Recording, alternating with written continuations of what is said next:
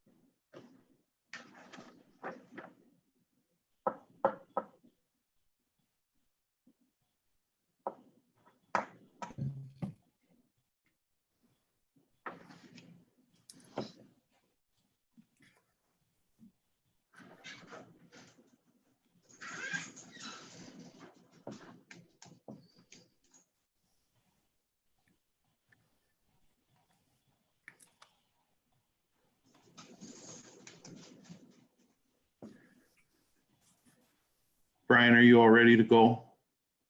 I'm ready if you are. Okay, I think we'll. Nick can join in. I'll just say he arrived late. Okay, let me know when he does log in, because I have the participant list up here, but it's pretty long here tonight. So Yep.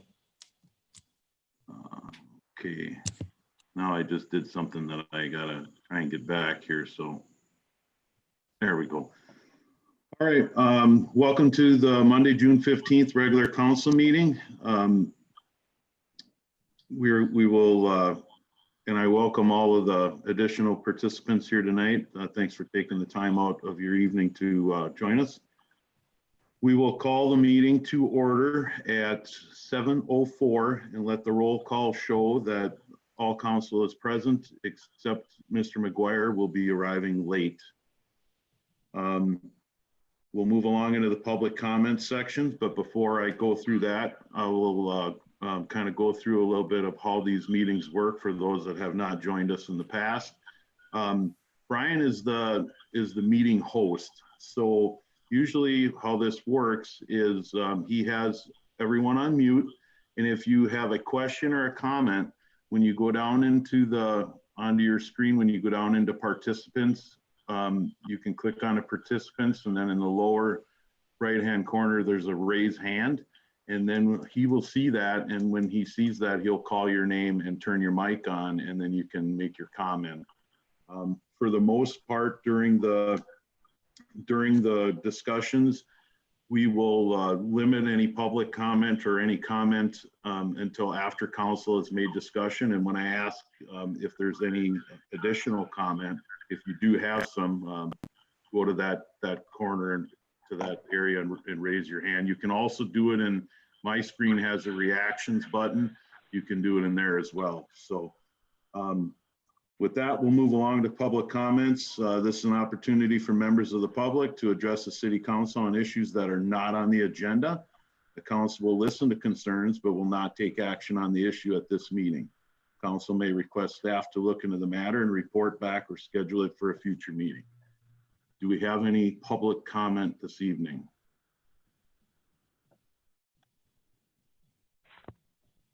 I don't see any hands. Okay, seeing none, we will move along to number 3, adopting the agenda.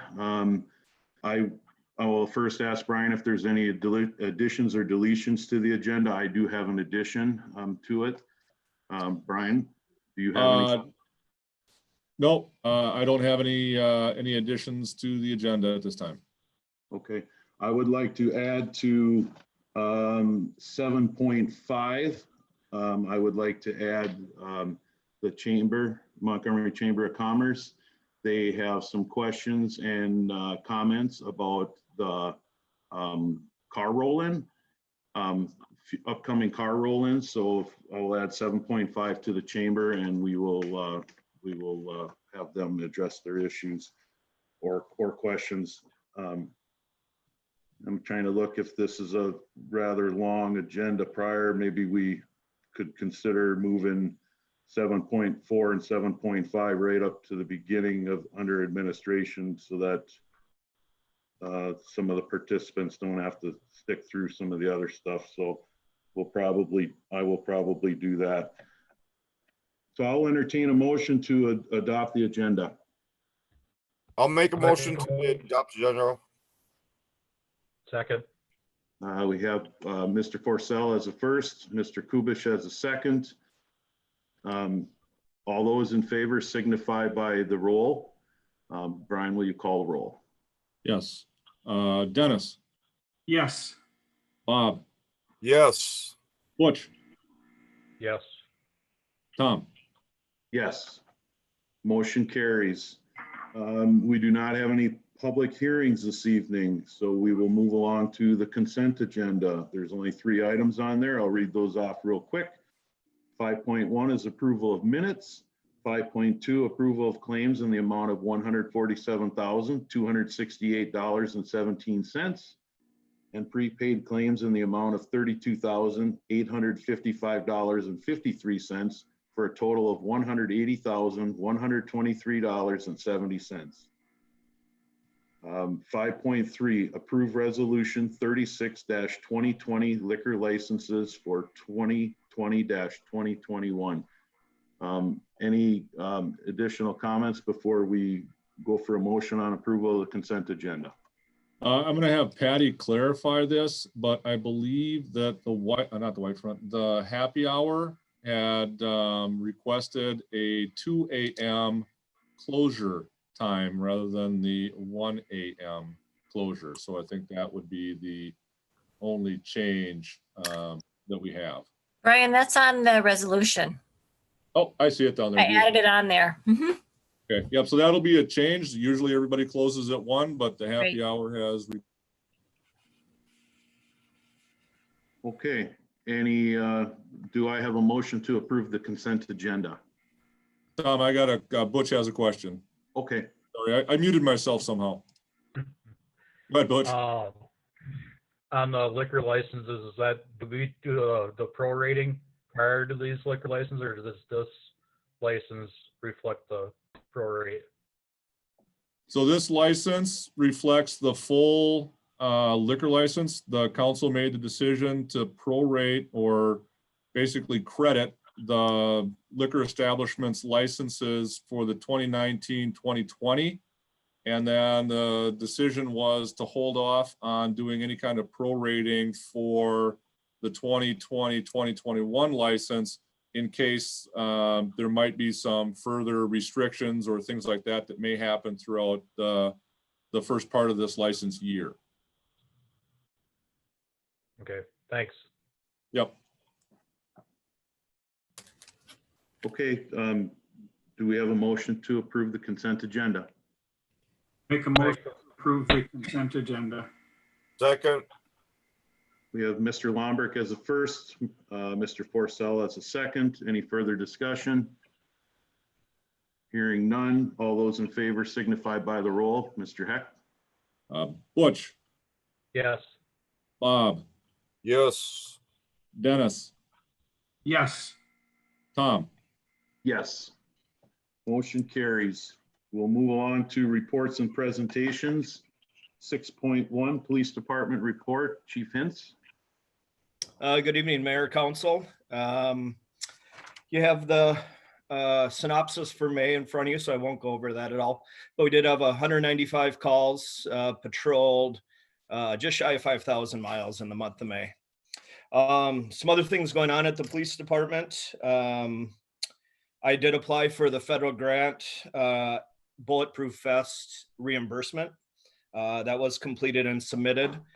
So when we buy vests for new office or for officers next year, we have some funding back for that. I'll also be able to apply for state funding as well for the reimbursement. I've been attending the Lead Academy on Wednesdays along with Shane and Chris. It's 4 hours every Wednesday morning through Metro State. We've been doing that via Zoom, which has been a good class so far. I know we have it here on Wednesday, and I think we may have another one or two after that. Officer Tupi completed the grant writing class that we signed up for prior to COVID or our shutdown. So we're hoping to put him to work writing us some grants so we can save the city some money. Squad 15 is getting new headlights. The LED or the lights they got all fogged over just with the squad being 6 years old. And then some general maintenance. There's a few things with it being up there in miles that is requiring some attention. The TCU graduation experience went well. We had a officer kind of go through the lot frequently that day, but it worked out really well for him. We didn't have any calls or ask for any assistance there. Recently, today I reached out to Pat Rentz with Lee Seward County. She's head of human services. So we're working to get a mental health protocol put into place with Montgomery Police Department when responding to calls of that nature in town. Like I advised last month, we're in the process of getting Narcan. Narcan is used for an opiate overdose. We now carry that in each squad car. So that'll be a great assistance should that ever be needed. Blight enforcement has been consistent. Officer Siebson's been busy with that. Now we're kind of into the long grass side of the blight. So we've been busy, as Brian can attest to, with sending out letters to people for that. But I think it's better than it was last year. I think we're getting a lot more compliance. Town, I think, is looking better. One other thing that I've noticed over the couple of years being here, there's a few buildings that have graffiti on them. I'm going to reach out to those building owners and we'll get that graffiti removed or covered up or painted over. But other than that, that's about what's been going on at the PD. I think we're all ready for the COVID lockdown, to lift. Missy's been doing some work from home as well as I have been from time to time. So I think we're ready to get back to business as usual. I have I believe Mr. Warnemundy has a question. Not a question. I just want to make a comment if possible. Go ahead, Mr. Warnemundy. We've all seen what's been going on in Minneapolis and Atlanta and other places. And I think it's important for somebody to comment on what's going on in Montgomery, which is nothing. Nothing's happening here. And that is a result of our police department exercising common sense and reserve every single time. I get the reports. I see what they do. The very things that have gone wrong elsewhere, completely wrong elsewhere, never get anywhere close to being a problem here. And I just want you people to know that while the police department may make up a lot of your budget, they're doing their jobs, and I see it every day, and they're doing them well. And I think you should know that. And I'm not saying this just to kiss up to anybody. You guys know me better than that. but I'm so impressed with what these guys are doing compared to what I'm reading about in the paper that I just can't tell you. If I may give one very brief example, we had somebody who decided that they wanted to flip something at the police officers and tell the police officers what they should do with that thing being flipped. And the police officers, instead of responding physically or violently and trying to exercise dominion over the individual, pretty much said, "Thank you, you have a good night, we'll be sending you a ticket." Nothing happened. And I charged him with a whole bunch of things, and he will eventually have all these misdemeanors dealt with in the court system. You guys just don't know how many times nothing has happened when it could have here. And that's all I wanted to say. That was a good comment, Tim. Thank you. I can, over the Zoom lens here, I can see Mr. Hint's head inflating a little bit, so you did a good job with that. Mr. Hintz, you want to respond to that? Well, no, well, thank you, Tim. That's obviously compliments are good to hear. But yeah, I think we have very good officers in town. They make good decisions. So yeah, but no, thank you for the comment. I guess I didn't know we'd get a compliment like that, but thank you, Tim, for that. Again, Tim is also very good with us at the police department with, just wording in reports. Not that the report was wrong, but just sometimes just different wording that the judge or the defense attorneys like to see. But he's been very great to work with, and I appreciate him. Okay. Thank you, Chief Hintz. Any questions or comments, other questions or comments for Chief Hintz at this time? All right, seeing none. Seeing none, we'll move on to 6.2 then, Public Works Report. And why don't we start off with Shane?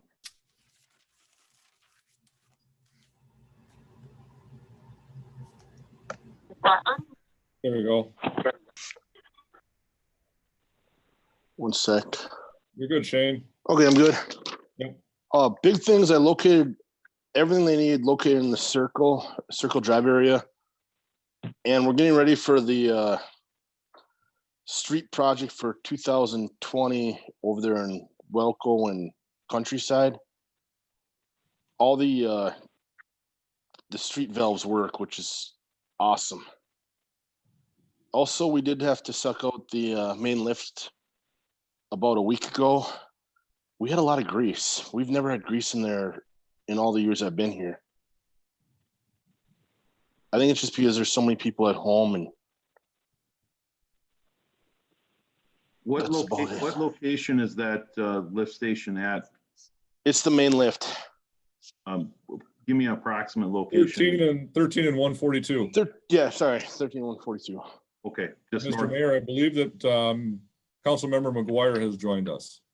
Okay, I'm here. I having some internet connection, so I'm on the phone here. Yep, I got you. okay. Welcome, Mick. Anything else for us tonight, Shane? No, just business as usual. Okay, thank you. Any you. questions or comments for Shane? No hands. All right, seeing none, we'll move along then to Mr. Raymold. All right. Welcome, Mayor, council members. I'm going to give you a brief update. Most of you guys did know about our, when we were doing our bore samplings and stuff up in Circle Drive, of what we found up there. Looks like just an old pile of old bricks and stuff like that. So we dug down to it, found out it was not a tile at all in there, and then just based it back out. So that was taken care of. We do have another contractor coming in town. We have some more spot work stuff, a couple down on Spruce. I believe they were gas mains that were put in late fall. And they're just kind of, I don't know if they put the wrong kind of material in there or what, but they're just all gooey. So we're going to dig them back out, rebase them back out, and then we'll pave them back in. We've been trying to get out and do some blacktopping. But the last 2 weeks here, the blacktop plant where we get our blacktop has been broke down. So hopefully here next week, we'll get out and do that. All the parks have been sprayed with Talstar. Something to note for all the residents that are hopefully watching. Try to get out and get Talstar. It's a chemical you can use for mosquitoes and spiders and everything. You spray it right in your lawn. Works great for us. So we did all the parks. I'll probably be doing that again here, at least the first part of July right away, getting the park sprayed again. And then we did Fog Town here last Thursday. So hopefully that all helped with everything else going on. And I guess if you have any other questions. You want to mention what the Park Commission went over this afternoon? Just give them an update on that. Oh, we'll be, as Park Commission, we kind of discussed about opening up bathrooms down at the Memorial and Northside Park. What else was there on my sheet?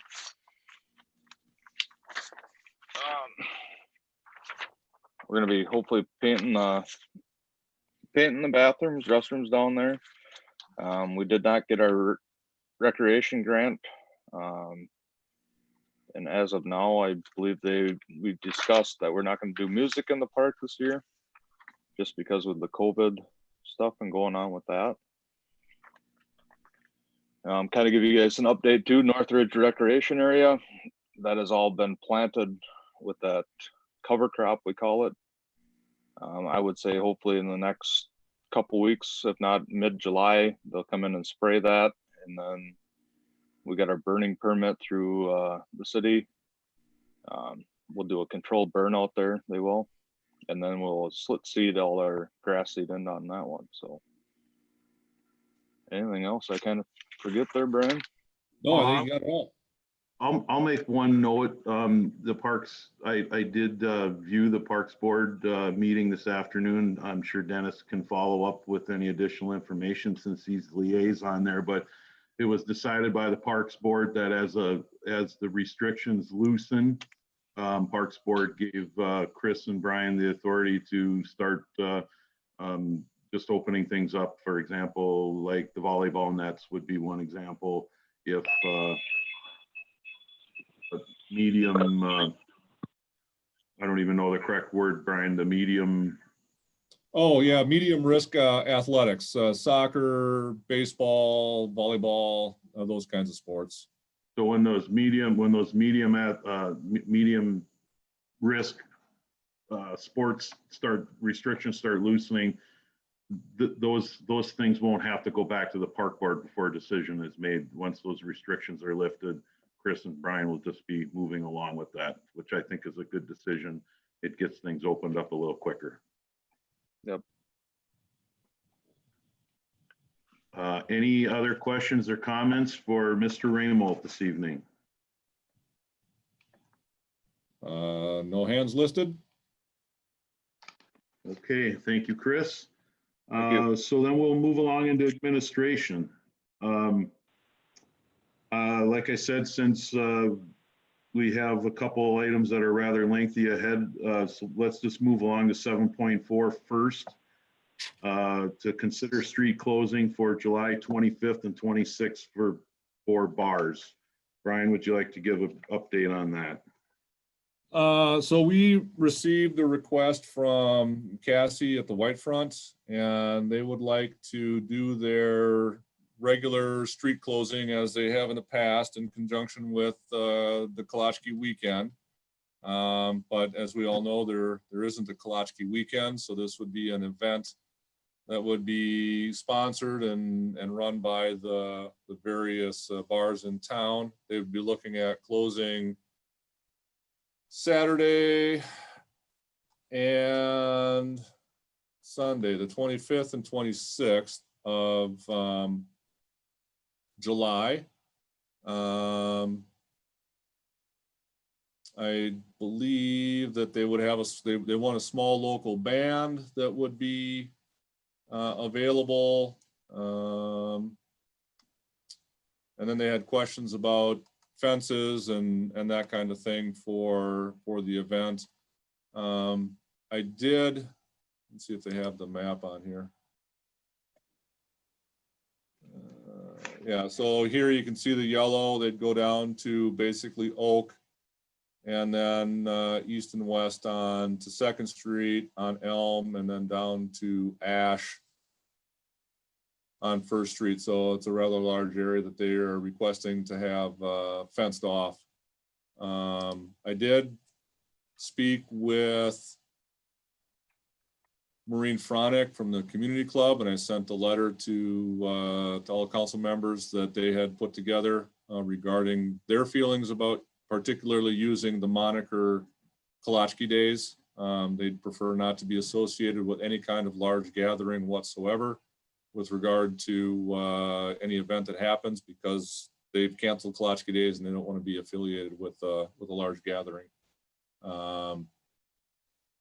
So that's kind of what we're looking at. I did speak with Cassie this morning, and essentially what they were looking at was the feeling that there were going to be a number of people who were going to want to be celebrating Kolachki Days or Kolachki Weekend, even though there isn't going to be an official event.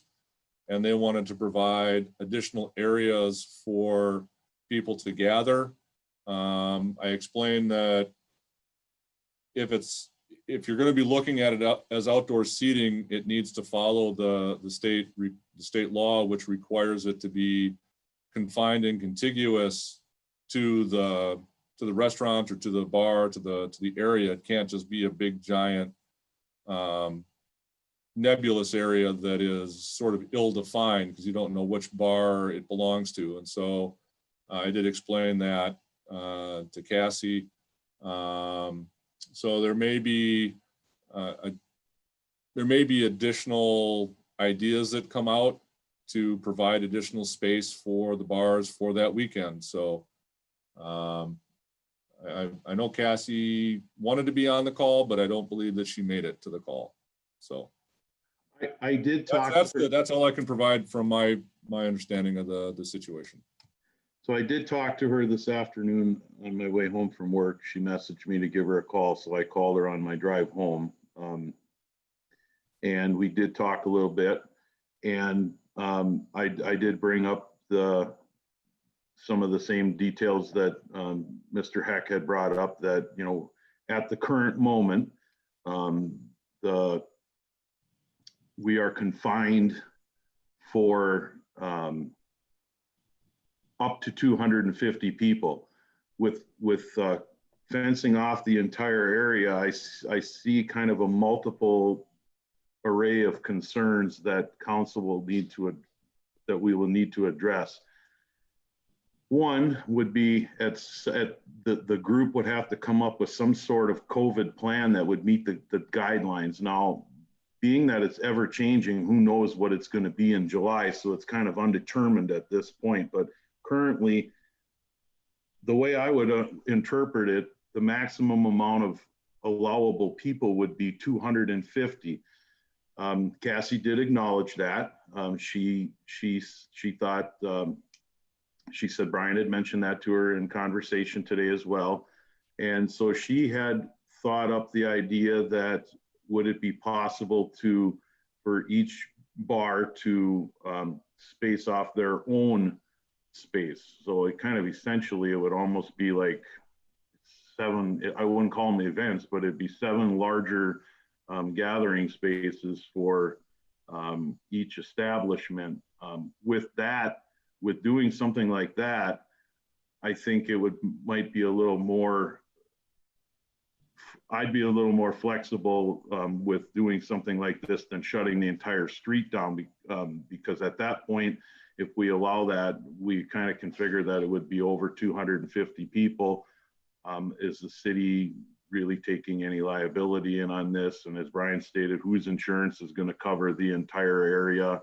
And will the bar's insurance even cover them? That's another question. And but if we allowed each space to to shut down a larger section of the street. This could take place, and I think it would meet the intent of what the guidelines or what our stay safe guidelines are telling us that we need to follow. I know that's not the preferred choice, so I guess I would be interested at this point to hear from other council members on how they feel about it. And I just actually got a message from Ms. Bufano that she is on via phone. So after we hear from council, if she has any comments, I would entertain public comments after council has gone through their discussion. So I'll open it up to council at this point for any further discussion to kind of gauge how council feels about this. It's a unique situation, so this is something that we've never seen before. And also, I also wanted to indicate that Cassie had indicated this is a one-time deal only. They're not looking to do this again. This would be for this year and this year only. So we'll open it up for council discussion.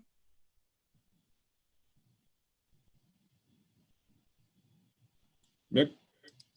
All right, go ahead, Mick. So I did read the letter from Maureen Fronick today, stating the kind of the position of the community, the MAC board on that. And, they made a very tough decision here not to go ahead with Kalachki Day for certain reasons. And they were very specific in this letter that they do not want any references to Kalachki Day. That's their copyrighted term. They don't want that used in any way, shape, or form. So, and I don't want to rain on anybody's parade here, but we're not doing Kalachki Days for a very specific reason. And so then to close down Main Street to bring in a band, we're just going against everything that basically a very deliberative group said we should not do. And so then we would just go ahead and do it. And so and again, we would greatly exceed our 250 limit within no time, would be my thoughts.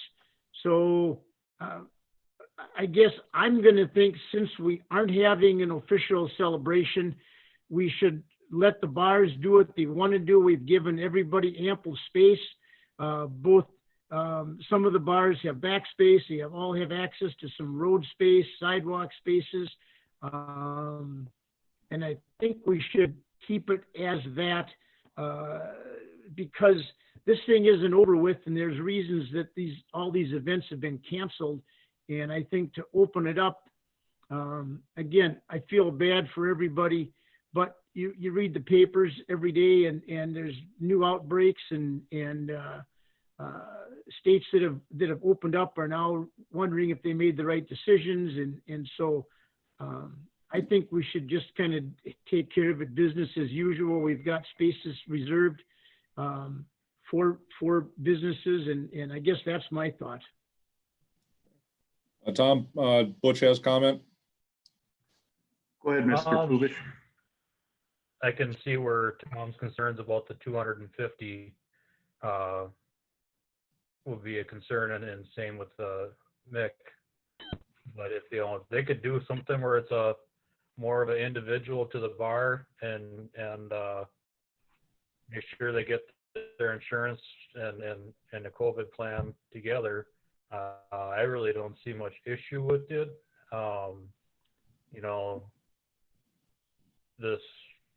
You look at states like Wisconsin that did open up, and their cases are declining, and they're actually in way better shape than what the state of Minnesota's in. So, I hate to disagree with the governor, but that's kind of what I'm doing. But yeah, that's my take on it.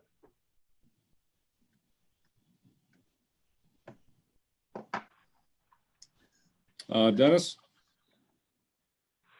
I guess I tend to could be more in mixed camp on this. Everything to and including the state has closed down because social distancing and the numbers just are too frightening from the health and public safety standpoint. And my concern is the public safety. If we allow those streets closed and from the timeframes they're asking for the downtown to be closed off, I believe from Saturday morning till Sunday night, not taking the fences down overnight. I'm just concerned what kind of disaster response we can have with police, fire, and ambulance. Even if we allow them to fence off from 7 p.m. and then all night and all day Sunday, again, what kind of public service response are we going to have? I also question the extra needed manpower for policing, and they understand they would have to pick up the cost for that.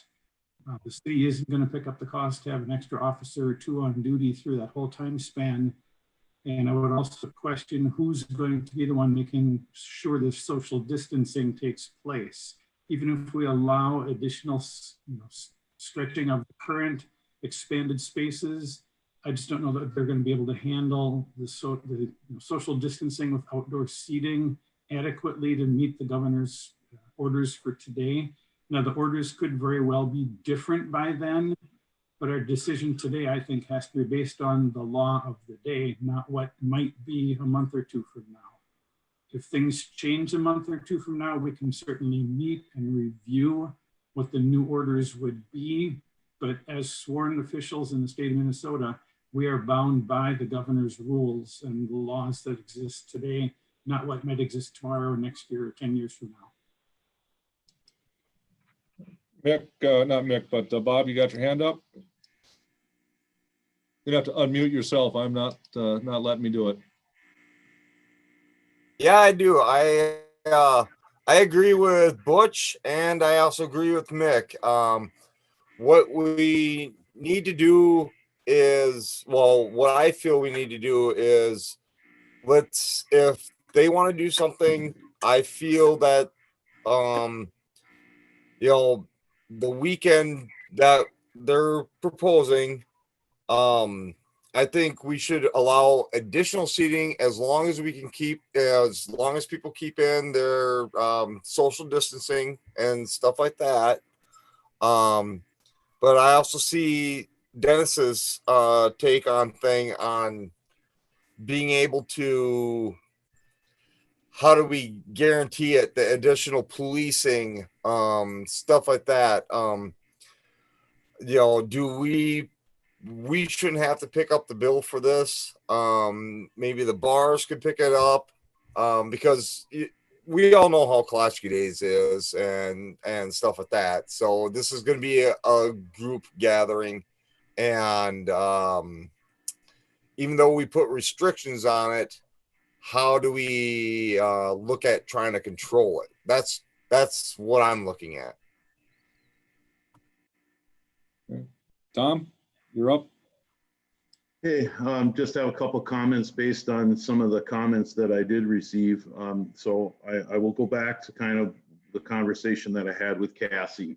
And I think that the intent for this is that there's already quite a bit of conversation that people are going to celebrate that weekend anyhow. And I think they're looking to make it a little easier on the bar and staff. With that being said, I'm still on the fence with opening the entire street up. I know that gathering, we all know that it's going to get over 250 people. I don't feel comfortable giving permission to allow something that we know doesn't meet the governor's EO. But I would be very open if each business wanted to do something on their own. I mean, for example, the brewery basically every Saturday closes a section of street off. I don't think it would be much to ask if each bar closes a section off for themselves so that they can celebrate. Now, when I talked to Cassie, she made it sound like it doesn't have to be from 10 a.m. till Sunday night. That was just a number that she threw in there. She said she'd be willing to work with anything that the council would be willing to work with them with. So I personally, I think, you know, we allow it basically every Saturday for the brewery. They're likely going to close their section down during that weekend as well. And I know the rules are a little different than with a brewery than it is with standard on sale establishment. But I think we can work with the bars to come up with something. But with saying that, each one of those establishments would be responsible for their own business action plan, and that stays within that confined area. That's how I personally feel on that. Is it could stay within that confined area. There would not be alcohol allowed on streets, so it wouldn't mean that you could walk out and then just travel on to the next section with an open container. I'm thinking if each confined area, it would be no different than how they're doing their confined areas now. It's just they would be larger, and it would put a little bit less burden on staff and the bar itself. That's my thought on it. Just because I want to try and be open and flexible. I know businesses in the community have struggled. They're looking for some sort of way to recoup something and bring some economy back to Montgomery. And I would be very open into doing something like that. But as far as closing the entire street down, that to me is concerning. That way there's not one individual or there's not one bar in charge of anything. Each establishment is in charge of their own. And kind of like what we're doing now, we're allowing them to self-regulate. It's up to them to make sure that they're abiding by the rules. We don't come and check for that. There wouldn't necessarily need to be extra patrol on for that, because really it's in their confined area. It'd be no different than if they were inside. It's just now they're outside in their confined area. So I think it's a relatively viable solution to come up with for them so that at least they could do something. Like I said, we pretty much have every Saturday blocked off on that section of 2nd Street already, 2nd Street and Boulevard there. I'm just trying to come up with something that each establishment can work with as well. Tom, Mayor, Mr. Pavic, Fire Chief has his hand up. You'll have to unmute yourself, Kenny. Oh, you muted again.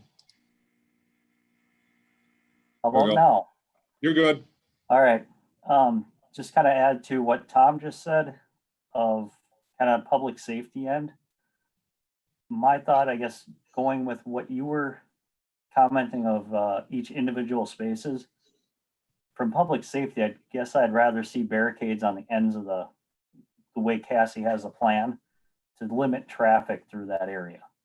If you're going to have, multiple little spaces barricade, fenced off, pushed out into the roadway, it'd be a little better for public safety just to limit the traffic through there, slow it down. That would be my only comment, of maybe barricade the road off yet, or just to slow traffic through that area. That's a good point. The council could choose to close the street down and extend their spaces larger, but still not allow the open service within the street, but that would actually limit travel through that area if it was technically closed, but not closed for open container type of thing. I mean, that's a good point, Kenny. I never thought of that. Correct. I just think for public safety, you get people out by the street and vehicles going by to reduce the chance of any accidents. That's all I got. Councilmember Lambrecht has his hand up. Kenny, I agree with that plan also. If we extend the fencing for the bars to have a larger spaces, barricades at the end of those areas would create a better public safety feature and create non-alcohol areas literally outside the bar fences. The other issue I have with the original letter that was submitted for the request about having live music on the streets, I would not be in favor of live music on the streets. When you consider the amount of space from the Legion to the White Front, from the Playmore South, all the way up to the Happy Hour and Rustic Farm in the north, any band that can provide enough sound and music to cover those spaces is going to blanket the entire town with sound and be very disruptive. So I would certainly be against live music on the street.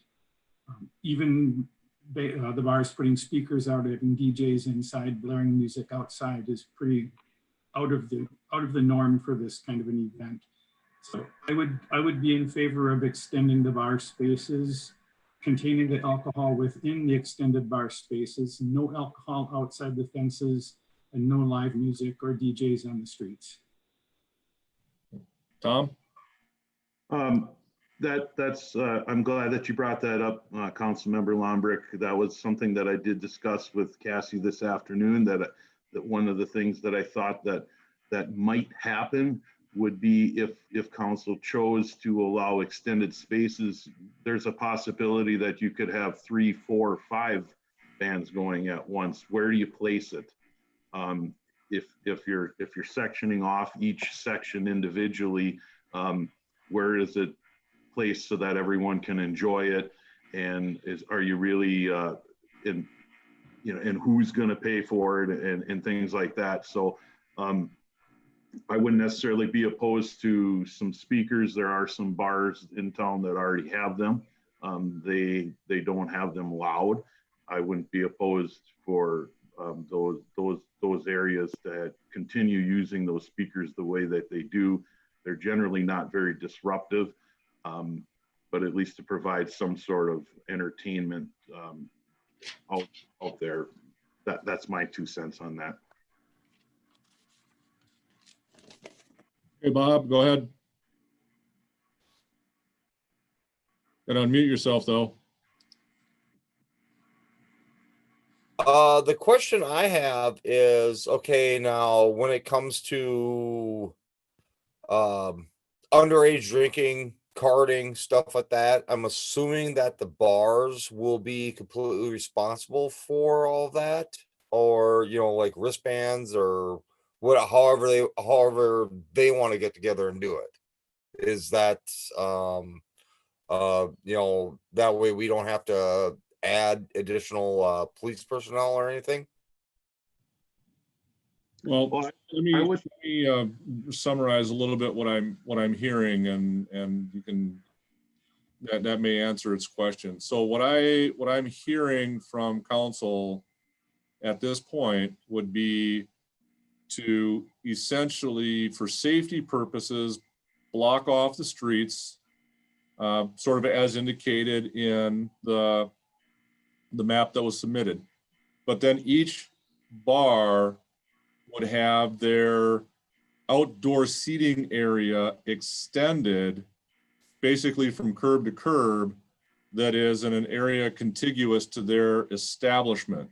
So you would have confined areas where they could put more tables out and customers can come and sit and be served during that period of time. So there wouldn't be the wandering from one establishment to the other. So there wouldn't be the need for wristbands and stuff. They'd have to operate that confined area the same way they do right now in terms of carding people for beverages. Is that close to what I'm hearing? That seems to be what I'm gathering at this point. Dennis, you have your hand up? Again, I go back to the public safety. Is there going to be, rather than going from the front of the bar fully across the street, encompassing the whole street, and they go halfway? So we have space enough for a squad car or an ambulance to drive through there if need be. I would prefer to see space for safety people able to get in and out of those areas. Or maybe Brian, if you're the one kind of spearheading the drawing of the extended spaces, keep in mind a pathway at least for safety personnel, ambulance to get through. And maybe some of the bars could extend out the backside. Tom? I think that's a good point, Mr. Lombrick. you know, we do block the streets off over Klatchke days and basically enclose it, but they're able to kind of wrap the fence out and bring a squad car in or an ambulance in if need be. As long as there would be some sort of way that some sort of emergency vehicle can pass its way through. You know, for the most part, I think most of the establishments would be wouldn't really butt up to another establishment. The only one that I could think of would maybe be the Rustic Farmer and the Happy Hour. There could be an issue because they basically they face parallel to each other. So that could be an issue, you know, there. But for the most part, I think, you know, even if it was half or 3/4 of the street, as long as some sort of squad or something could get through, and, you know, whoever the emergency personnel is at that time, during that time frame of the street blockage, I'm going to call it, as long as, you know, they had some sort of drawing on how it was going to be set up so they could approach it at a different angle depending on the circumstance. I think there's some, you know, for example, like with Happy Hour and Rustic Farmer, if their fencing kind of ends up butting up together and there's not a way to pass through, there's still a way to come around the other way possibly and come in there. Or, you know, not necessarily going from curb to curb, at least going to allowing a vehicle to be able to get through and around, for example, like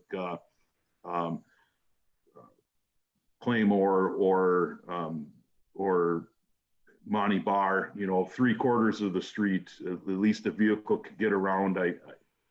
You know, I hope that there's no issues, but we have to be prepared. And I think that's an excellent point that was brought up that really I hadn't considered whatsoever. I think, Mick, you had a question? Go ahead. I had a comment on that also, and my initial thought was like, you know, from the curb to the center line of the road, and then the area directly, you know, fronting your building was what my first thought was, and then that would allow room for emergencies or just for policing too, so that, you know, there's kind of an area that we could patrol. It brings up the question, we have two corner establishments with the Monty Bar and the White Front.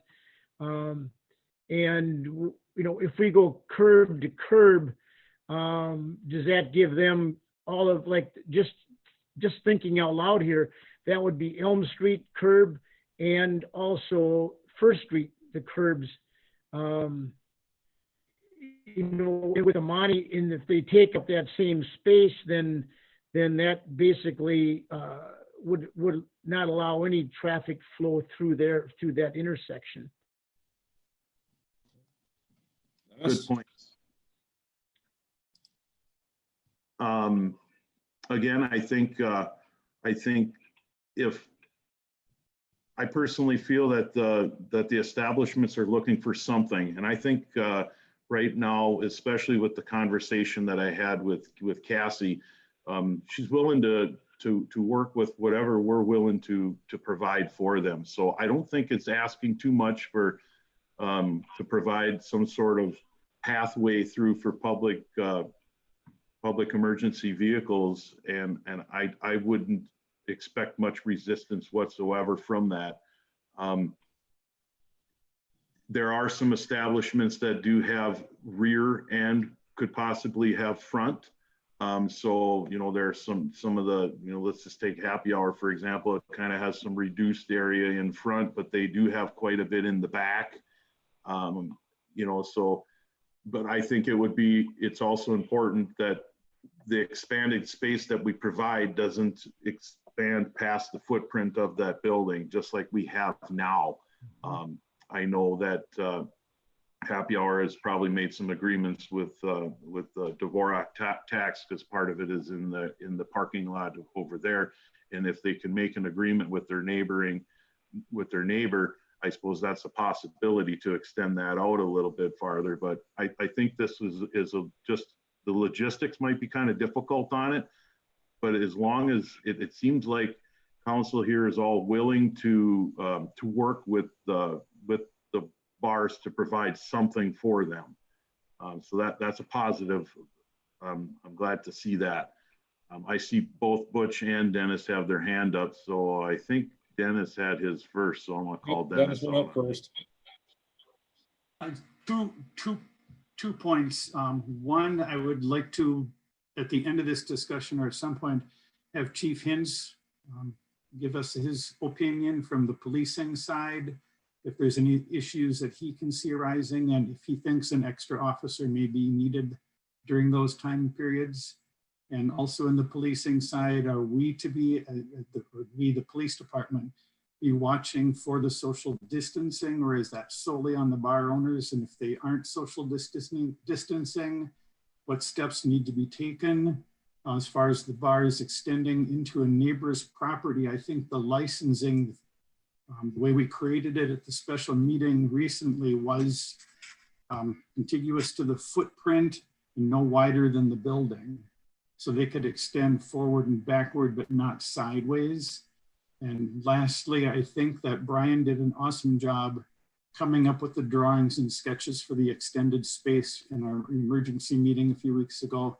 I would trust him to do the same thing in giving a new expanded area for each of the establishments in question. And he would be fair in doing it so that one didn't get a 5-time bigger space and one got a 1-time or 2-time bigger space, so that they each get approximately an enlarged new space for that weekend only that would be fair to all the bars. Thank you. Well, I also think, Dennis, you know, as long as we're kind of all on the same page this evening, you know, I know there's going to be more comments, and I'm going to ask the bars to make some comments if they choose. We don't necessarily have to make a full agreement today. As I stated in a conversation with Cassie, I said we might not come up with a decision this evening, but I can call a work session together for the first Monday in July, and we can have a special meeting ahead of that. And then we would actually have a plan that we can work with. That's going to be the difficult part, because we're just kind of talking right now, and we don't really know without laying something out. That might be something Brian and Chief Hintz and Chief Pavic can put together, something that works and has the flow and the ability for them to move through there, and actually Mr. Gall on the ambulance too, that they can move through there and safely get to where they need to get to. Mr. Kubish. Yeah, getting back to what Tom started with on this whole discussion with Cassie stating that people plan to celebrate regardless of what our decision is here. And she's more or less, I think, asking us for a little bit of guidance and some support. So I think as long as they have the ability to extend out their outside area a little bit without closing down the street, I think that's exactly what she's kind of asking for. And I'm sure that they're not going to try to jeopardize not being able to do it. So, you know, we give them the right guidance, and then the footprint, like Dennis just stated, with the sketches that Brian provided for the first EO where they could be outside. I think that's going to be up to the bars to abide by that, and then also to supply their own security. So I don't see, like I said before, I don't see an issue with it as long as they have some guidance and support. Okay. Dennis, you got your hand up again? Yep, and I agree with that, Butch. And you know, the discussion tonight is based on the rules tonight. The rules might change tomorrow, next week, July 1st, and we'd have a whole different set of criteria to be working under in terms of what the governor says can and cannot happen legally. So I think putting some support to it, but not committing to it, but committing to continue to look at and meet again on this before making the final decision is probably our best option at this time. Nate, you were asked to comment on this, so I think it's your floor. Sure, that sounds good. Yeah, I mean, the police department will follow the direction of the council. You know, whether I agree with Chief Pavic, you know, having the street closed off, that was concerned, was brought up prior to the sidewalk availability we had for the bars as well a couple weeks ago. But yeah, we would need to worry about emergency routes in and out. Is it better to close the streets down and then let the bars go about their business with their smaller areas for each bar? But again, the police department will be flexible with whatever decisions you make. And once something gets dialed in and we have something a little more solid to work with, I think then I can get a better plan as for staffing. Again, if we're expecting 250 to 500 to 1,000 people, you know, who knows what the number could be. An extra officer, you know, may be required just because we are in our summer months and we are picking up on calls. And again, having a large group like that, you know, could use an officer in there just looking for underagers, fights, and the stuff that comes along with that. Okay. Thanks for your input. At this time, I'm gonna, you know, it's hard for me I don't see a lot of establishment owners on here. I know that Julie is on. I see Miss Bafano is on. Do you see anybody else, Brian? No, the only one that I see that I know of is Julie. So if Julie has anything to comment about, we welcome you to make a comment at this time. Yeah, I just unmuted Julie, so she can go if she wants. Thank you, Brian. Yes, thank you. I don't have any prepared comments for a change. I know everybody appreciates that. I am very encouraged by the amount of flexibility that I'm hearing and the ability and willingness to take a closer look at this. I think it's unfortunate that Kathy isn't on for this. I think we're all in uncharted waters. And so I would be in complete agreement if there was the ability to do a working session and give us all a bit more time to think through this from your side and our side. I honestly haven't had an opportunity to think through it as well. So I think as long as we can agree to look deeper into this, knowing that, you know, it's a fairly fluid situation, I think that is all we could possibly ask as an establishment on Main Street.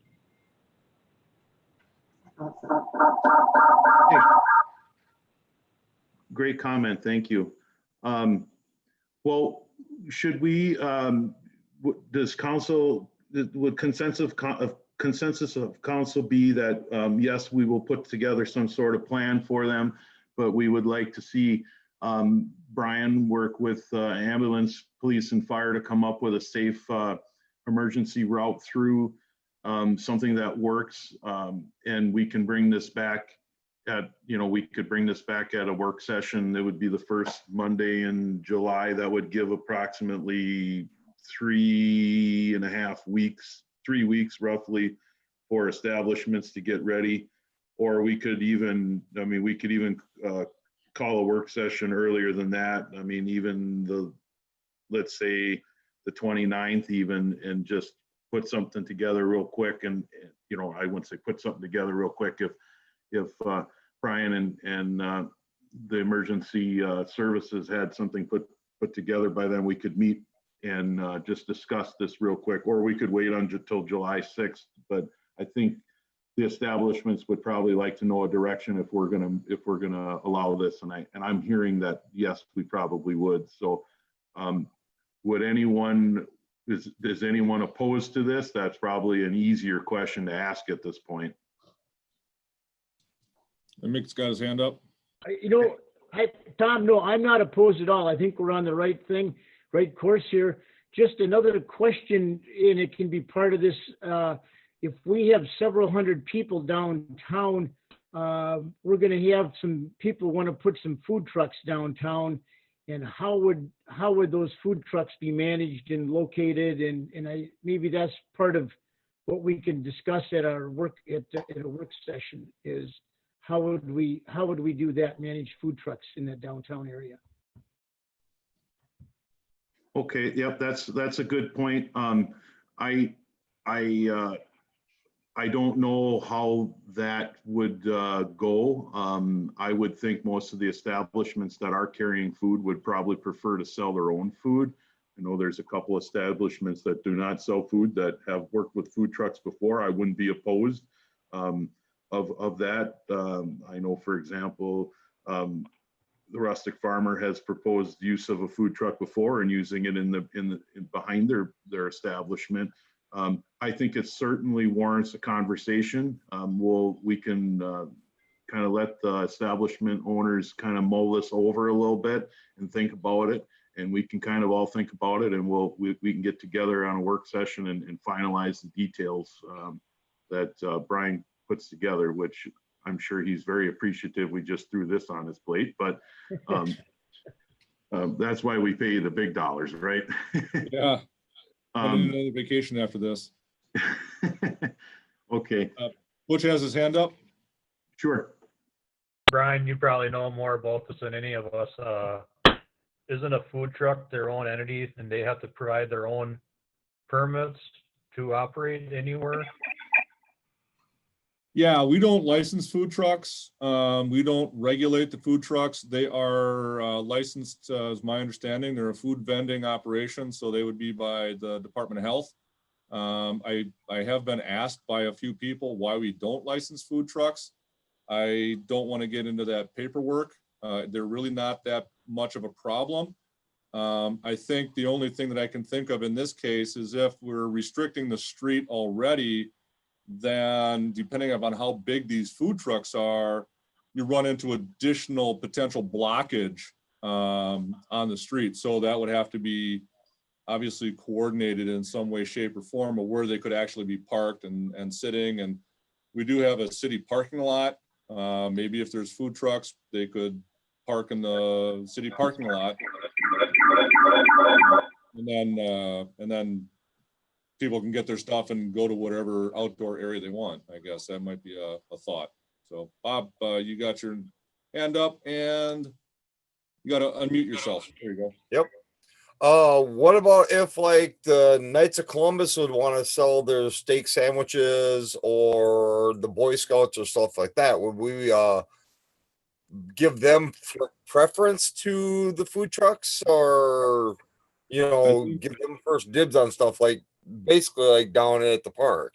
I think we're getting into a pseudo Kolachki weekend, and I don't think the council wants to go down that road. I think the discussion needs to be how to provide the bars who exist a little bit more space for what they believe will be a little larger customer base than they have in the past. Go ahead. Okay. Okay, I agree. That's kind of basically how I was going to respond, Brian. If we start allowing a bunch of food trucks and allowing a bunch of different vendors to come in, then we're basically, the city's allowing an event to happen, and then we've kind of defeated this whole purpose at this point. We're allowing the bars to expand their service area so that they can utilize this weekend as an effort to regain some customers and profit and bounce back a little bit. And I think it's a good thing. I think it would be, since as Cassie stated before, that people are coming out that weekend no matter what, and why I've been so open to this from the start is I'm afraid of an overabundance of people coming in and flooding out an establishment or a few establishments, and then them struggling to maintain the social distancing requirements that come with it. And it's hard for any establishment to turn down a customer. especially in the times that they've had. And I think by what we're creating here and keeping it as simple as possible, by not creating an event, if you will, we kind of let each establishment do their own thing and see how they see fit. So, Mayor, members of the council, let me summarize so that myself and Chief Hintz and Chief Pavic kind of have our marching orders. What you would like us to do is to sit down and see if we can't sketch out a system that will allow the bars to have a larger outdoor seating area into the street, while at the same time providing adequate space for emergency vehicles and that kind of traffic, and minimize the regular vehicle traffic that might be coming in on the street. Is that, and then we'll bring that back to council for discussion and review. And what I might do, since Cassie was the one that submitted this request, I may sit down and talk with Cassie about it as well before bringing it to council for review as well, so that there's some understanding of what we're attempting to do here with them as well. And I might talk with Sharon and Julie as well, since she's on the call. Is that along the lines of what you're doing, or what you're Bob and then Butch?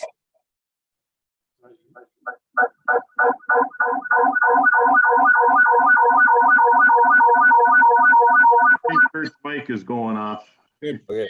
I'll go ahead.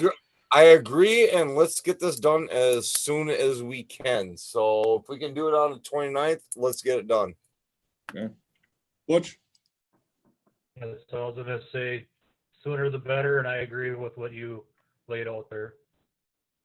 Okay. Brian, do you need a motion or a consensus on this? That's just, I think we're just on the consensus point right now. There's really no formal action at this point. You'll have the formal action when you actually have the plan in front of you. Okay, I'm good. Okay, so I'm going to ask the question one last time. I see Dennis has his hand up. If anyone is opposed to the 29th, put your hand up. Otherwise, let's plan for the 29th at a normal 7 o'clock meeting, and we'll invite all of the, I wouldn't say normal, well, we could call it a normal council meeting at that point, because it really wouldn't need to be special. And we will we'll invite all of the bar owners, and we can probably send them some sort of email of review of where we're at today, or maybe Cassie can follow up with that, since she kind of spearheaded things so far. I have an email list, so I can email them all that out. And if you're gonna think about making a decision on the 29th, then you'd have a special meeting. Okay. Are we gonna do it Zoom, or are we gonna do it in person? Well, that's a really good question, and I don't know if our council chambers can hold as many people as might show up. So, Dennis, go ahead. I'm back. And when you're talking with Cassie or whomever, again, pass on that any extra costs involved in setup, policing, and also garbage and street cleanup after is going to be responsibility of the bar owners or those running this event, because the city should not have to pick up the extra cost. We'll make a point of that. That's, yep. So, and also remind them too that they cannot in any way, shape, or form use the terms Kolachki Days. That is copyrighted, and there could be some fallback on that if they were to use that term in any of their stuff. Yep. Okay, you good moving forward on that one, Brian? I think we got our marching orders. Nate, you good? Yep, I'm good. All right. Okay, well then let's move along to, if we don't have any further discussion, we'll move along to 7.5, the Chamber of Commerce role in. And I'm actually just going to turn this right over to Mr. Dvorak, since he requested it this morning that he be able to address council. So. Hang on, I gotta get away from Joy and I've got our computers back to back and I'm getting an echo. Hang on. I guess I'm trying to just clear the air a little bit. There's a lot of nasty stuff getting emailed back and forth, and I'd like to apologize for anything that the chamber had to do with that. It wasn't intended to be that way. We were under the impression that with the 250 limit, we were going to be able to have the roll-in next Tuesday. Seth can speak on the interpretations we were looking at as far as the COVID orders or the EO. We are here tonight to request that when we do have the next roll-in, that we can have the alcohol on the street. I thought that was something that was discussed last year and solved. But it sounds like we have to do that every year, according to Brian. There really isn't much more of it than that. We did call off the one for Tuesday. We're having a meeting tomorrow, and we're going to discuss what we're going to do going forward. And I guess what I got from Tom in discussion was that we need to come up with a COVID plan for the roll-in and relinquish the city from having any responsibility for enforcing the COVID plan. And then we would be able to have the roll-ins going forward as long as we conform to the EO that the governor has put out there. And I guess my thoughts are, and I'll probably have more information tomorrow after our meeting because I'm just going with my personal opinion. We will probably push it more on the bar owners to have plans in place.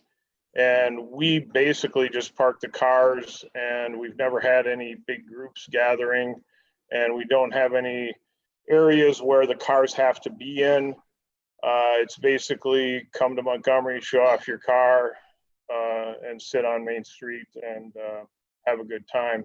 And we had them all last summer, and we probably had more than 250 people at a few of them, but it's all weather dependent and you really don't know. And we never have really large gatherings, except we had prizes at the last one last year because it went so well. And we probably had some gatherings for sign up for those prizes, but we don't plan on doing anything like that in the next one that we have. Okay. That's good information. Butch put his hand up. I did, but he answered my question. I was just going to ask if they had any kind of idea what the participation was in the past, if they ever really got over 250 people or not. But before you go to Seth, Brian, I would like to address Kurt on this as well. So kind of what happens at when we do a where we allow alcohol is we basically need to know what dates and a time frame. And since we're going to be having a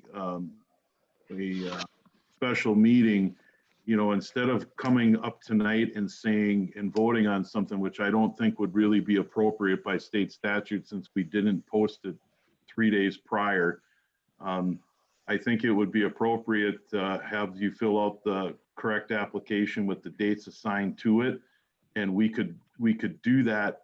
We could, I mean, we can discuss it tonight by all means, but if council chooses to allow that, we can make that that action on the 29th. I think that would be a more appropriate by meeting laws and state statute than approving it tonight. Brian, am I kind of on the right track there, or am I just babbling here? No. What they did last year was they provided a letter saying these are the dates we're going to do our car rolls. These are the time of day that it's going to happen. this is the location in which we are going to have the vehicles. So the council knew the date, the time, and the location where they were going to be waiving that section of the ordinance which prohibits open containers in the streets and on sidewalks. And that would be the same thing that would be requested this year. It's what the Kalachki people do every year. The Torchlight Parade does every year. The Maypole people do every single year. It's something that has to be done every year. And so that's all they would need to do is just send a letter in saying, these are the dates, this is the time, and here's the area in which we would be having our thing. So you want to go to Seth or Dennis? Well, let's go with Seth because he did have his hand up first that I saw. So we'll go with Seth. You have to unmute yourself there, Seth. It's not letting me do it. There you go. Thank you, Mr. Heck. Yes, I just am going to piggyback off of Kurt. I also had the understanding that last year when we proposed our 5 dates for the summer of 2019 to remove the provision of alcohol for city streets, I also had the impression that we were removing that forward without needing additional permissions. And so I myself also admit that I did not know that we have to apply for that every year. Additionally, I would just like to state our intent as secretary of the chamber. Our intent here was to continue something that was small and special to us and our young organization. For us, especially for myself, being only my 5th year in town, I mean, I made some connections that will forever affect my life in a positive way, in both socially and in health, by meeting people and having some talks about business and such from just a small event like a car roll-in. So I am a big proponent of the small event itself, and I'm willing to do what we need to do to propose whatever provision for the alcohol we need to remove, and then also to create a proper implementation plan for the mitigation of risk of the spread of COVID.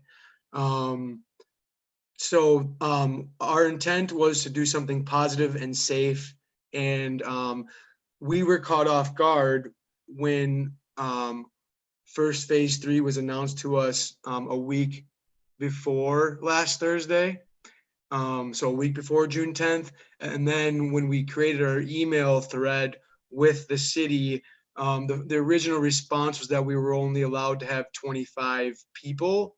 So we were caught off guard by that initially. And I think from the conversation that transpired, we all learned that we're on the same page here, and we want what's best in both doing something safe and doing something that's positive for our community and our small businesses.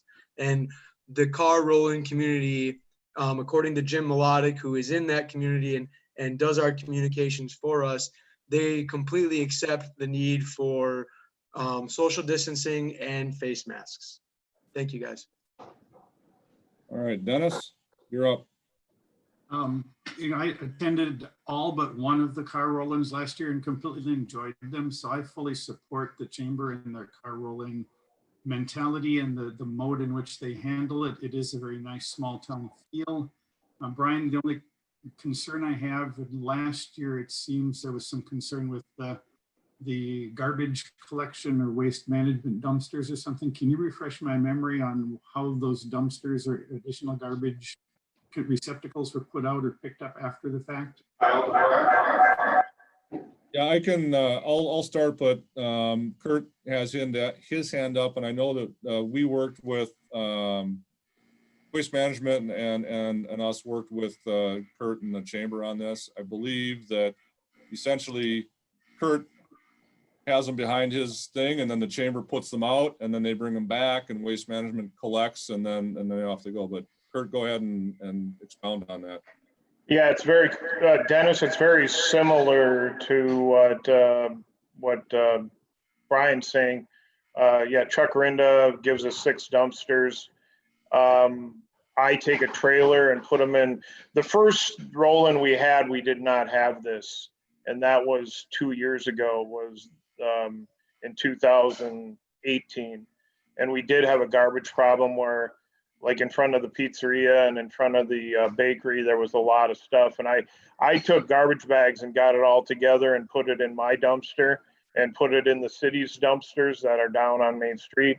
But it was a problem. So the first thing we did last year when we started this was we asked Chuck to provide dumpsters, and he did. They're behind the Public Works. And then I just go down there and pick them up. And then the Waste Management empties them behind my company, and then I put them back to the Public Works. It works really good. And we did not last year have any complaints. And my son and I can attest that the street was clean at 10:30 every night. If there was any garbage, it wasn't ours. Awesome, thank you.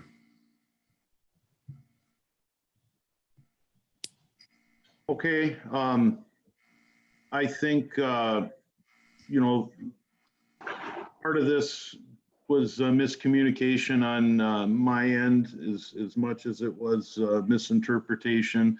And I apologize for that.'t be honest with you. In the initial email, I was caught off. I was a little confused by the limitations myself.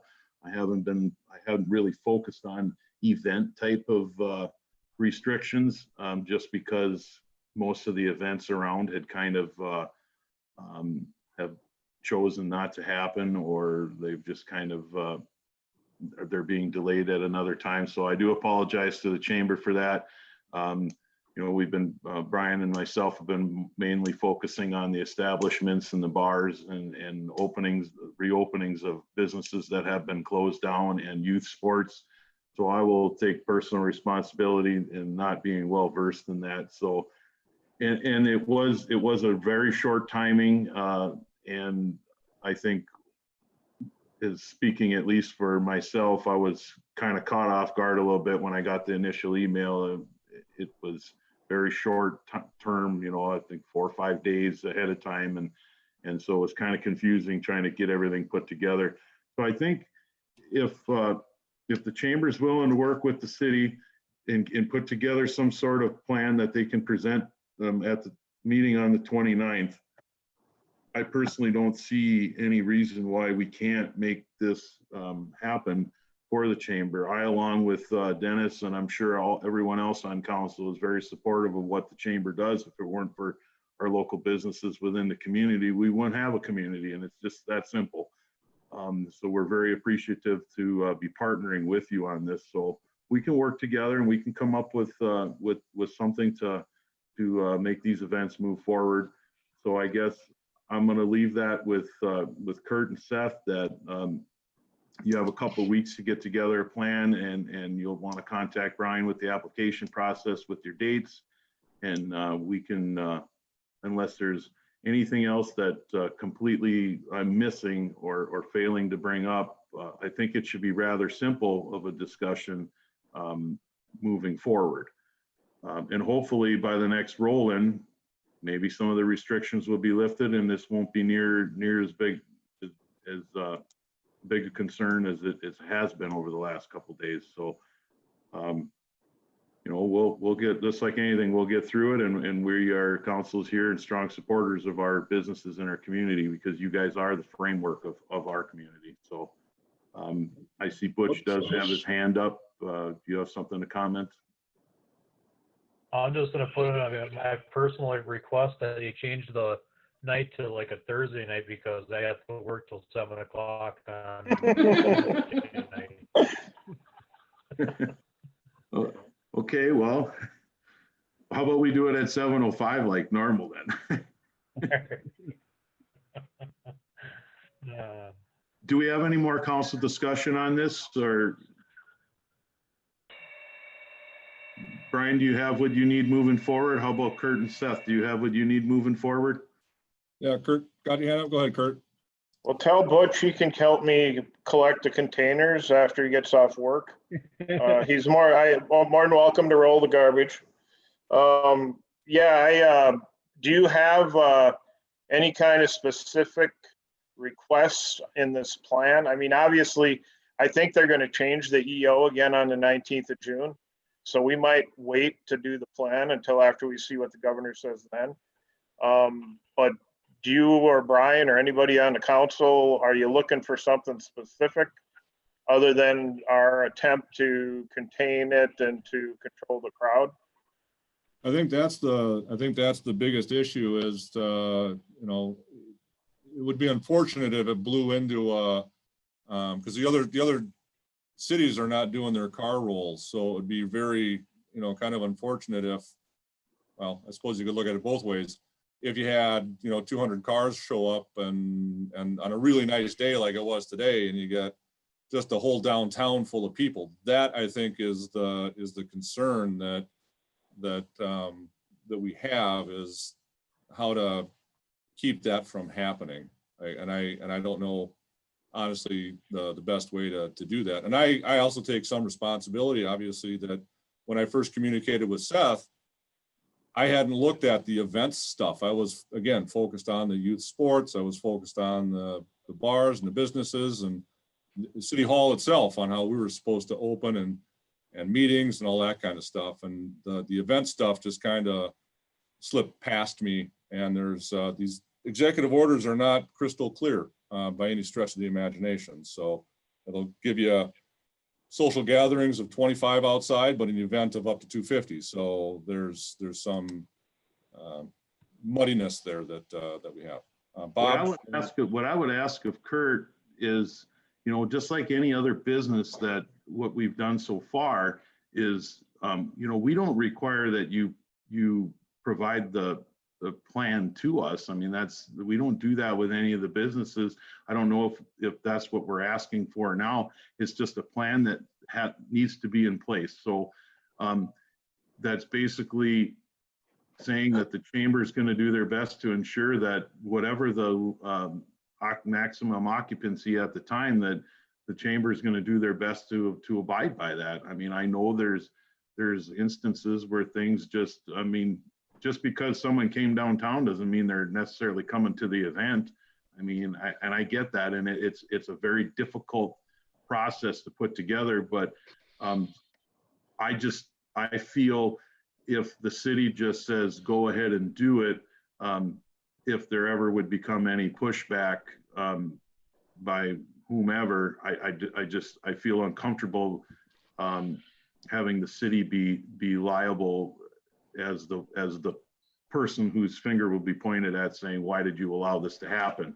So that's kind of where I'm at with it. I can see we cleared that air this morning when we talked on the phone, that city never has been opposed, nor are we opposed, as long as, you know, it can be done in a safe manner, that can be done according to the executive orders or to the recommendations as best as possible. I mean, I don't think anyone's going to sit down there and count and say, well, you know what, Kurt, you're at 251 now, shut it down. I mean, that's not what I'm saying. That's personally not what I'm saying.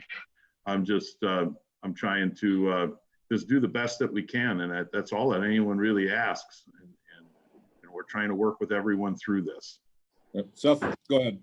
Yeah, and so when we voted 5-3 in favor of having the event, the next conversation that we had was with Jim Melodic, and I said to Jim, hey, do you think we should have a sign up of just 100 cars, and how would you recommend that we create that sign up in a safe way? And Jim said, well, Seth, I don't think that that's necessary. He said there's never been more than 100 cars there at one time. You know, there maybe been 150 cars there total throughout the night, but it's a roll-in. These people, they come and they go. And the one reason that we did it on Tuesday night as the same night as Henderson is because we wanted to be the quieter car roll-in. We want to be the version that allows people hey, Kyle, have a lower level of volume. You bring that dog food in. Have a safer environment in terms of pedestrian traffic. All of those factors that our roll-in basically created a name for itself. So I think Jim was saying it was common sense that our roll-in would be safe, and then we would monitor that.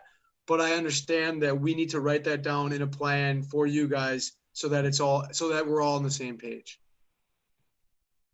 I think if you have the plan, that's all. What the only thing I really need from the chamber is like you did last year with the letter that says these are the dates, these are the times, this is the area that we want to have our role, and then the request to waive the alcohol in the street. And then as Mayor Eisert said, all the other businesses are required to have a COVID response plan and how they're going to deal with customers and blah, blah, blah. That's something that you'll, have to have, but you don't have to give it to us. You don't have to present it to us. You don't have to give it to the state. And as Mayor Eisert said, we're not going to be down there. No one's going to be down there counting people.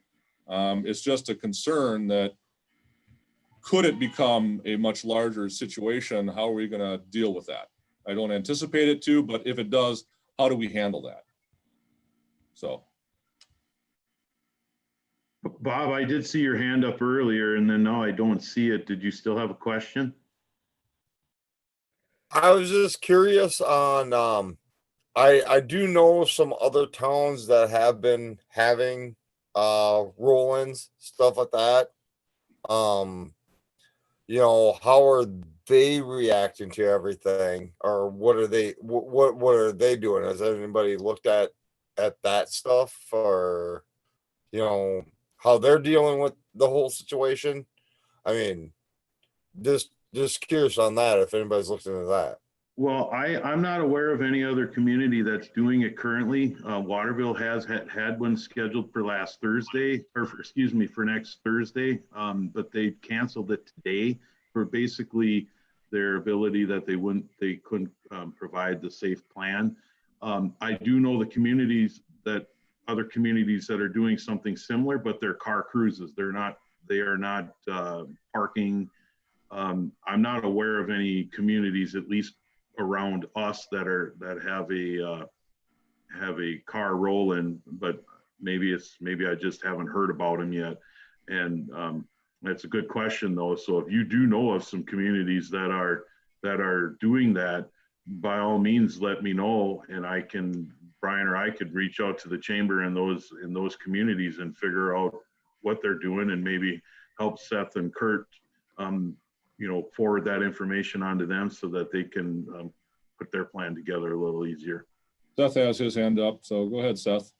Yeah, so Dave Flatheimer told us that there was a car show or a car roll-in up in Sioux Falls about a week ago, and they didn't have any issues. I don't know how their city handled it.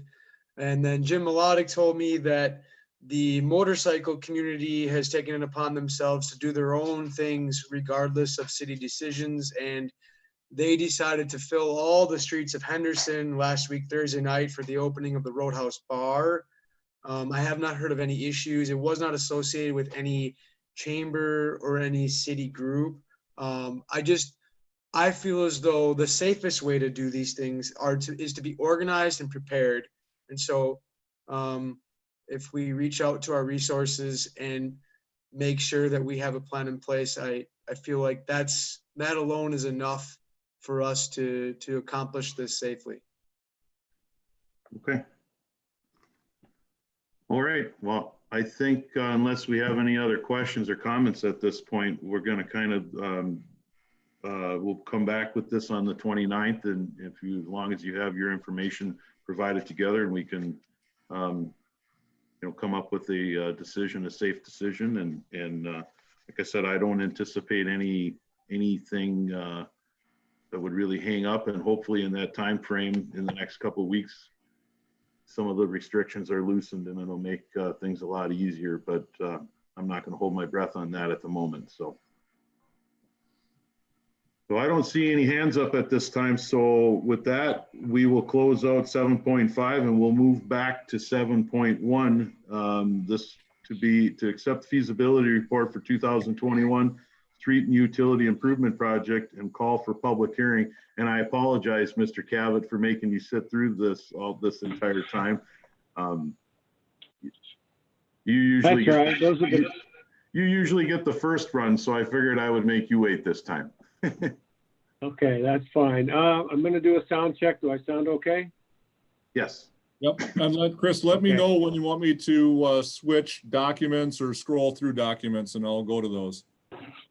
Okay, yeah, I'm gonna have Brian kind of navigate for me here as we go.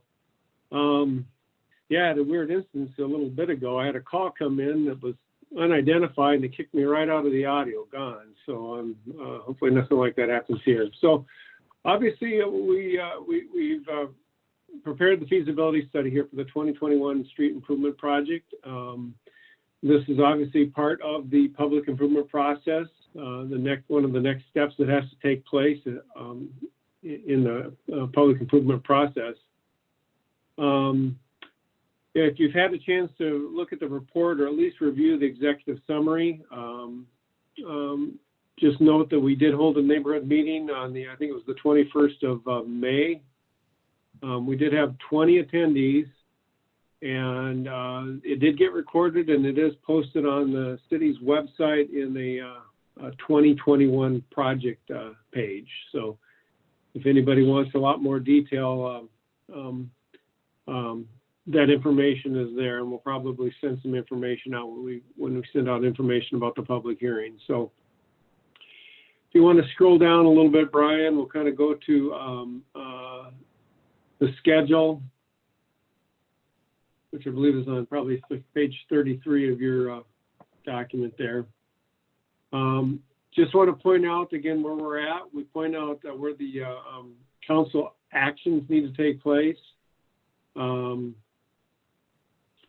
We're again here at June 15th presenting the report. And at this point, need to call for the public hearing, which is on the notes on the next page. We are showing the public hearing on the July 20th regular council meeting, or whether or not the council wants to consider a special meeting for just a public hearing. And I know as we get in the end here later on, we'll talk a little bit about how we want to handle this meeting given the COVID situation and doing it safely. I do want to point out that we are a month behind on our initial schedule. Obviously, the COVID kind of created a little ripple effect in our what we had planned. We had planned to hold a neighborhood meeting back in April and ended up canceling that, and of course lost a little momentum trying to regroup, and just didn't make sense trying to rush things and getting on the May agenda. So that's why we're here in June. But we are holding the same dates on the tail end and hope to continue that. Right now we're showing finishing plans on the December 21st, so basically before Christmas, and then looking at bidding that in January and with a bid opening in early February, so that we'd stay on schedule from that standpoint. Kind of scrolling down through, I want to go to the map, which is would be on your page 44.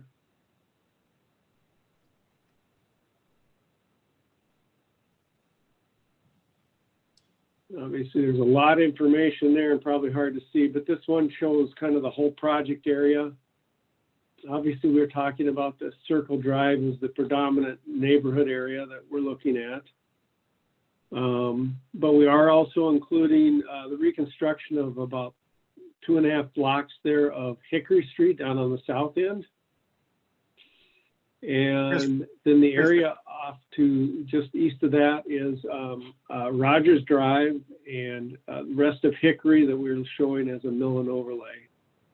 And I should point out that actually that last block from 5th Street down to Deer Trail, we are not proposing that to be anything to be done in the report here. This didn't get corrected, I guess, on this drawing. That section of Hickory was actually constructed with the preserved development, and so it's the same age as Deer Trail. And so we are suggesting that nothing happened with that at this time, and that when something does happen, that it be done with Deer Trail at that point. So the Rogers Drive and Hickory, the portions highlighted there, kind of in the reddish or pink, really are limited to some select curb removal, curb replacement, minimal utility work, maybe some catch basin rehab, and that's about it. The rest of the area, again, Hickory and the Circle Drive area is proposed here as a full reconstruction. There is a little bit of an exception if you read through the report.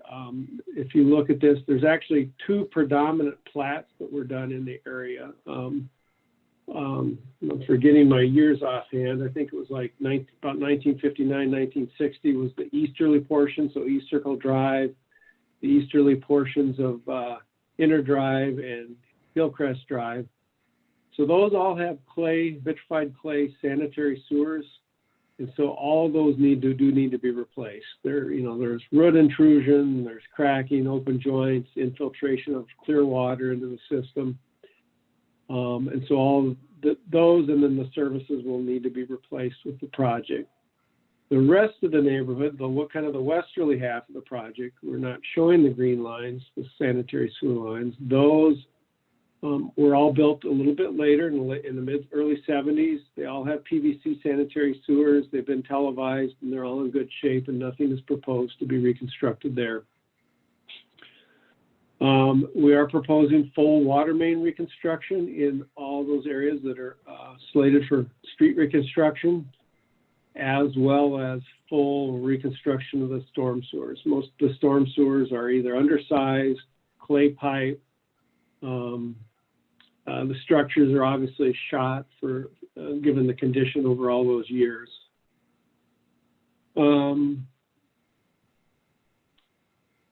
Couple other things. Regarding maybe scroll back up to that slide again. I mentioned sidewalk a little bit here. So you can see in the cyan that we are proposing a segment of sidewalk along Hickory Avenue, basically to help tie in the neighborhoods from the south as well as probably the West Circle Drive area. So along Hickory and along a portion of Rogers Drive up to the park. We're also proposing a segment, yes, exactly, a segment of sidewalk that actually there's an existing pedestrian sidewalk right away between those two parcels. Proposing to construct sidewalk at that location. It would, however, require us to obtain some temporary easement to physically be able to build that and then basically just restore it when we're done. So then we'll need to work with those property owners to do that. Okay, Chris? We'll stay out. Go ahead. Can you take a question? We have a council member with a question. Can you take a question? Yes, sure. Go ahead, Dennis.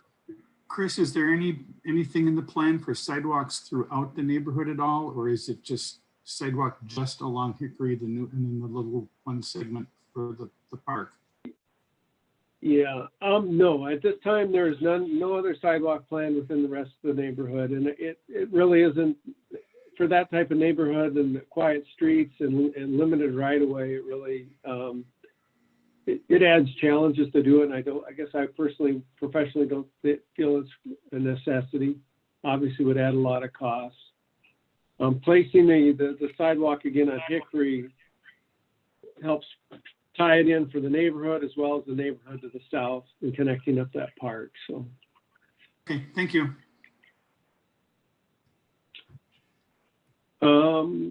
Well, stay on this slide because it's a little easiest to see. I want to jump back a little bit to stormwater and stormwater management.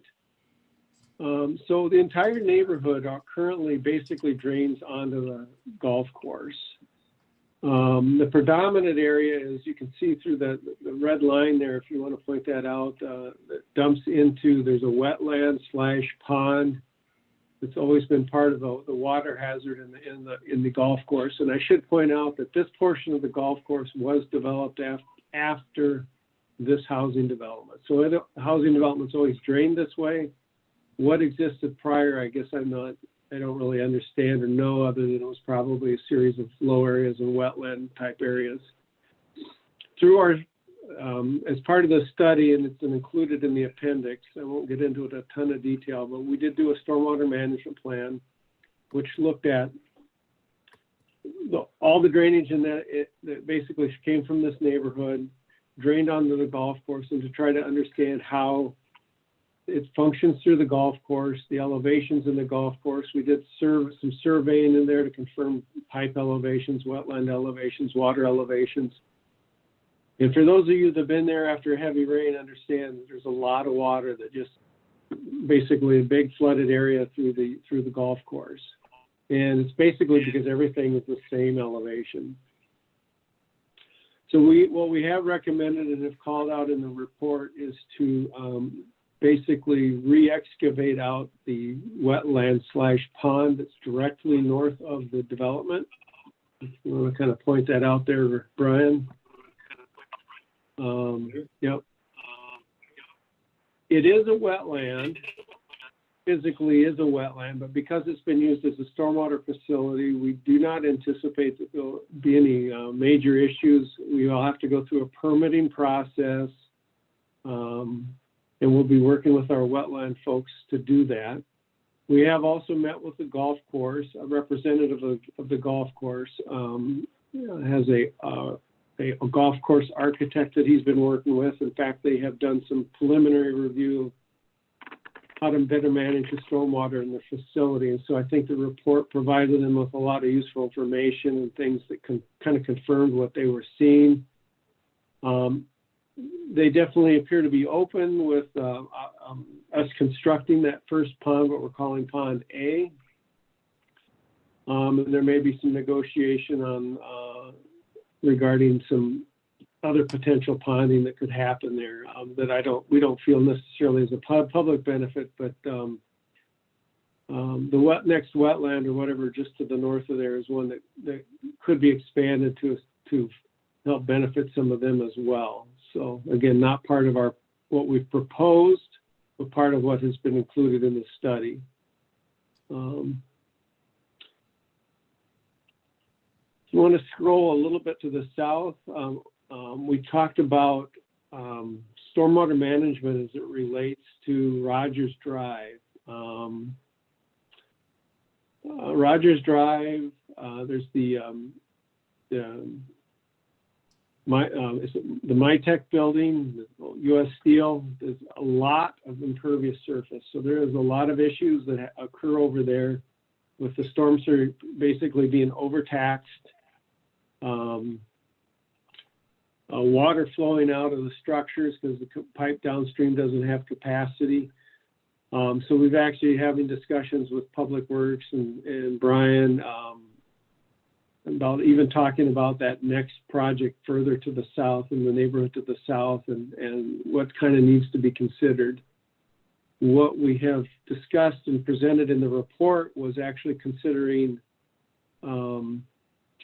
looking at the potential for doing some ponding on a portion of the park property right off of Hickory Avenue. If you think about it, it can provide some what we call a surge basin or a surge where the storm sewer downstream cannot handle it. The other was to maybe look at and have discussions with the MITech property about there's a portion of property on that southwest corner that's an old abandoned house, and whether or not there'd be some option for them to consider doing some ponding there. They're a pretty significant payer of the storm sewer utility, and because they have a large amount of impervious surface. So one incentive for them to maybe considering doing something would be looking to see if they could maybe reduce that rate and if it would be a benefit to them. The point being is, if we provide some impounding, some surge protection, in the future, it will reduce the size of the piping in the neighborhood of the south. We didn't get into a lot of detail on how much that can be reduced, but it will reduce the size of the piping, which will reduce cost. Obviously, in the short term, there's not much we can do at all with the piping that goes south into the neighborhood, because again, everything from Rogers Drive and Hickory Avenue drains south, first on the First Street, then shifts over to Second, goes south down to Boulevard and snakes its way across the railroad and into the storm sewer on that side of town. So again, doing some ponding now could have some relief in that area in that storm sewer, and then in the long term, it would reduce the future pipe sizing that would have to be done with a project in that area to the south. Maybe real quick, any questions on some of that proposed that I've discussed before I go a little further?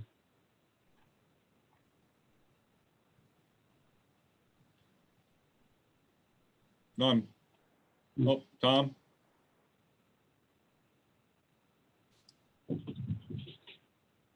Trying to unmute. There you go. So when you're discussing the area over to the southwest of the, I like to call it United Steel, but it's not United Steel anymore, but MyTech. So are you talking about them possibly putting like a underground stormwater retention system in or something like that? Or is this all above ground, or these are obviously options and negotiations that are still on the table at this point? I'm just trying to gather an idea what you're talking about, whether it's a pond or an underground chamber system or something. Yeah. So, yeah, I'm not talking of anything specific. I think first we would have some conversations with them.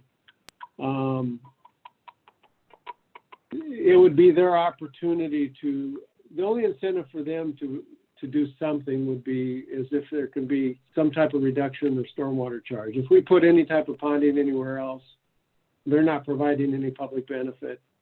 So the only way they can provide the public or the benefit is really if they can manage some of their stormwater on their property. And whether it's feasible, well, it certainly is feasible, but whether it's an incentive for them to do it, I guess it's still a discussion item that has to be had with them. Obviously, a site like that, though, if it were to develop today, would develop a fairly significant pond system just because of the amount of impervious surface that's there.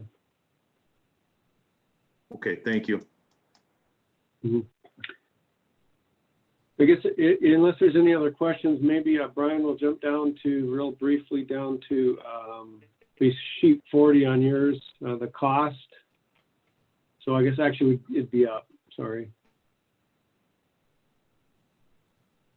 Yeah, is this your costing sheet? Yeah, actually, why don't you go to the summary on it? I think it's page 8 of the report or sheet 40 in your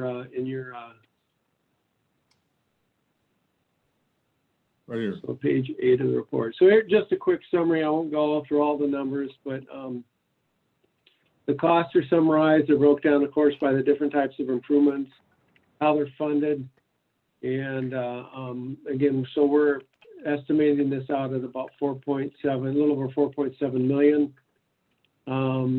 So far, that's kind of in the ballpark of what we were anticipating for this area. And again, we have outlined here even the assessment rate. So why don't we scroll down a little bit down to the next page, the assessments.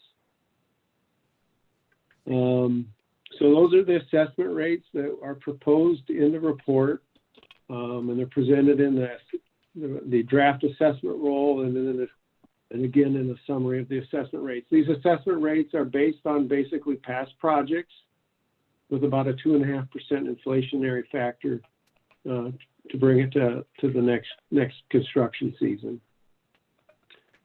And we do have a variable number of properties here, so that's why you'll see we're not only residential, but you'll see we have some commercial and then some multifamily properties as well. Again, all based on the assessment policy and applied accordingly. So the one thing is we'd be looking at the council basically adopting and recommending these assessment rates, at least with the public hearing.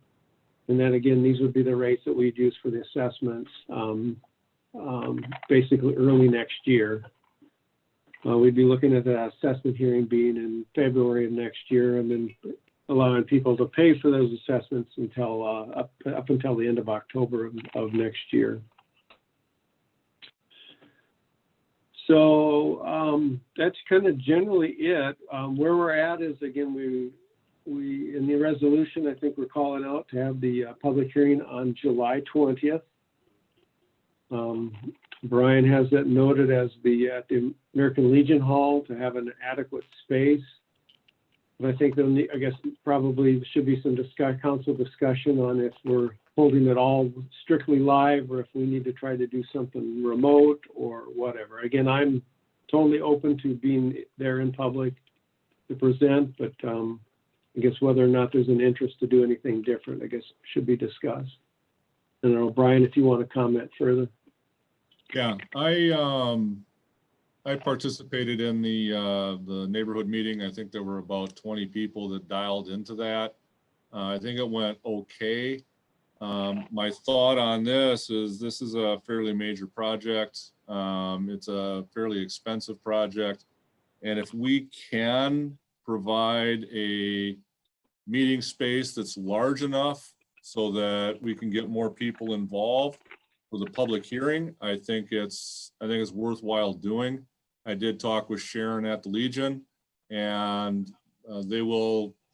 we can use their big area, their big space for the council meeting and the public hearing. It should provide plenty of space for us to, arrange the chairs so that they're 6 feet apart and all that kind of stuff. I don't know. Chris and I did talk this afternoon about doing a dual system where you'd have it live, but then also try and do it virtual as well for those that don't feel comfortable coming to the meeting.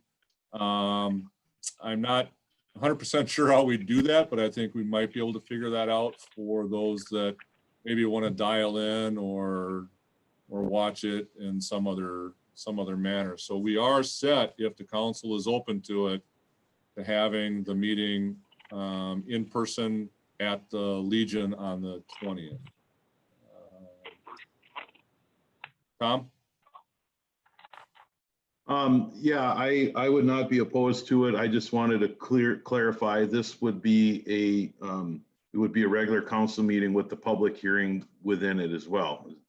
Is that correct? Yes, that is correct. Okay, thank you.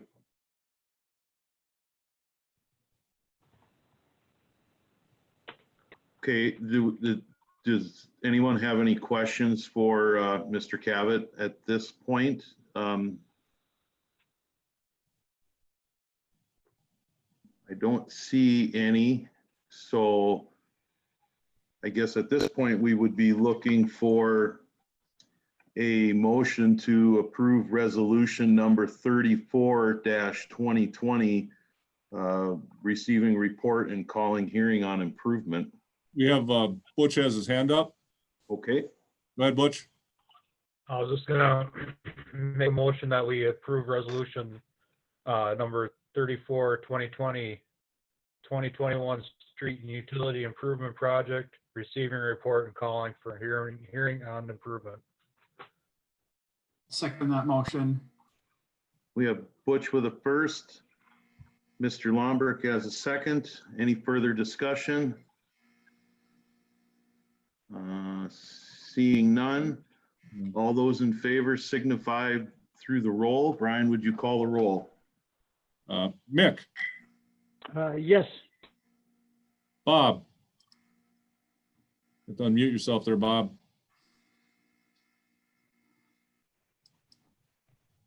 All right, we'll go to Dennis. Yes. Butch. Yes. Bob, you still there?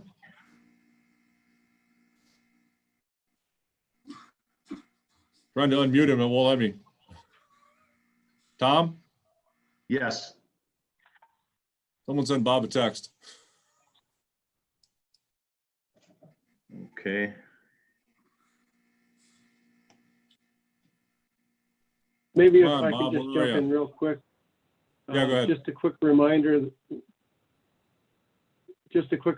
that at the public hearing, it will require a 4/5 vote. Just kind of a heads up reminder that we'll need full council, so.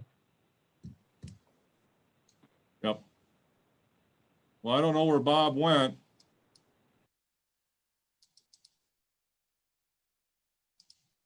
We do have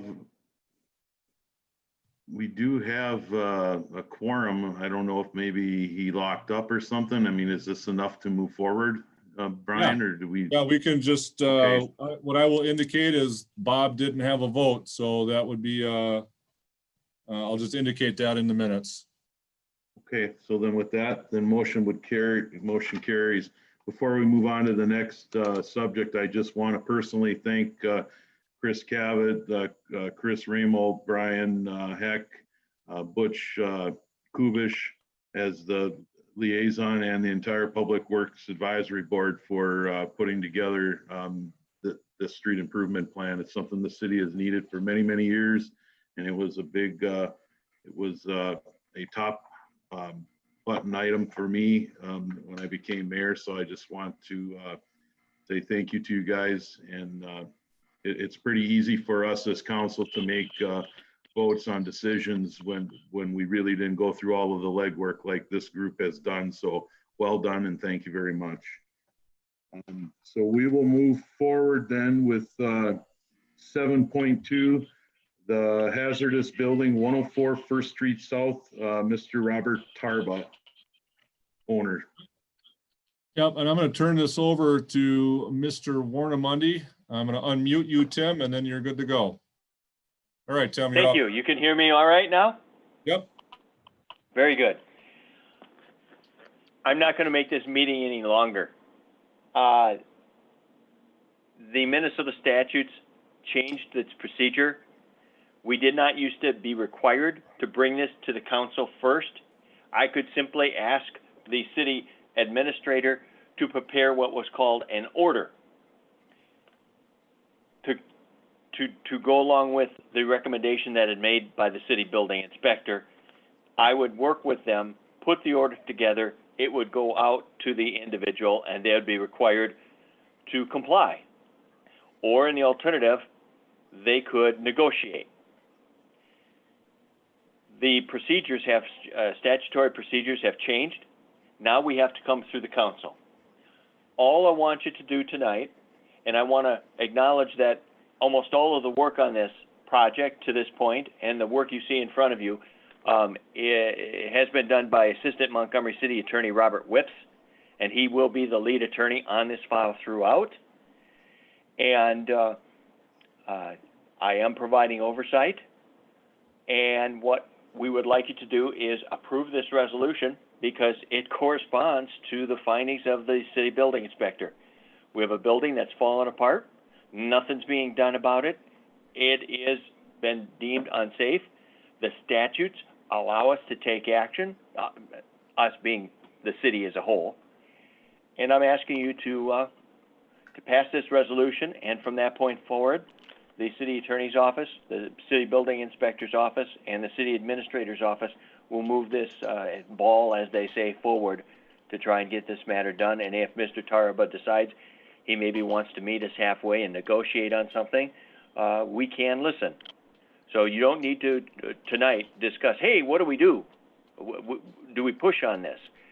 I would ask that you trust the people in administration and in the city attorney's office to understand that compromise can be attained if somebody seeks it. If it is not sought, then we just move forward on the resolution and on the order that will be served. That's all I have. Questions? Yes, I just wanted to make a comment that I know this is not an easy decision. No one wants to see a building removed from our main street that's been around for many, many years. And but it is in bad condition, and I've been involved in some hazardous building processes through my full-time job. I know it's not easy to make those choices, and I trust our building inspector, and I trust our city attorney and our city administrator that this is for the best for the city of Montgomery. So I would be in support of this, and with the understanding that negotiations are still on the table for repairs. If they're requested. If they're requested, correct. Do we have any other council questions at this point? This is Mick. I've kind of lost my video. Can you hear me okay? Yeah, we can Yes. hear you. We can see you too. Okay, I've got a black screener. So I did talk with Brian today about this, and I spoke with Jeff Fronick this morning. And just so council's aware of this, this is kind of a complicated project in that Jeff Fronick's plumbing building and this Tarba building share a common wall. And that facade is a single facade across both those buildings. So it's a little bit complicated as far as demolition of that building. So just so everybody's aware of that. I was not aware of that. That poses some unique issues. Hopefully we can work through those. Yeah, they do share the common wall. The dividing wall is common to those two buildings, so. Any other questions or comments? Seeing none, I would entertain a motion to approve Resolution 35-2020 hazardous building. Dennis has his hand up. Okay. And Nick, I'm not sure if you can answer this. Do we know which two buildings would have been built first that may be the structural, should say, parent of the common wall, and the second building would be like the child of the common wall, or were they both built simultaneously that it actually runs both ways? Do we know that? Is there a way of finding out? I don't have that. Can you hear me now? Yeah. Am I on? All right. You're good, Tim. You're audible. Very good. I don't have that information in front of me. However, the LeSueur County Assessor always has that information on what year buildings were purchased or were built. And so that can be determined. And if it becomes the case that the city has to obtain a court order, it would certainly be the case that any court order would take into account the need to protect the building next to it, and that there would be a plan put in place to accomplish the order in good fashion so that the neighboring building is not harmed. Many buildings on any main street have common walls in both Montgomery and La Center, I know for sure. And we do take that into account. Okay, thank you.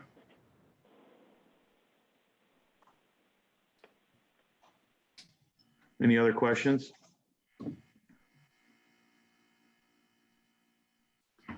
Would someone care to make a motion on Resolution 35-2020? I'll make a motion. We approve Resolution 35-2020. I will second that motion. Mr. Lomberg as the first, Mayor Isert as the second. All those in favor signify by the roll. Brian, will you please call the roll? Mick.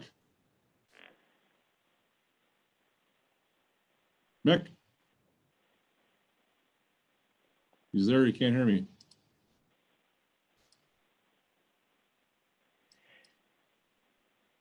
If we're muted on this end, how do we unmute from, like for me, how can I unmute? What do I hit? No, you're not muted. Okay. No, but if I ever get muted, how do I unmute myself? I don't know. Usually I'm trying to unmute, I can't, so.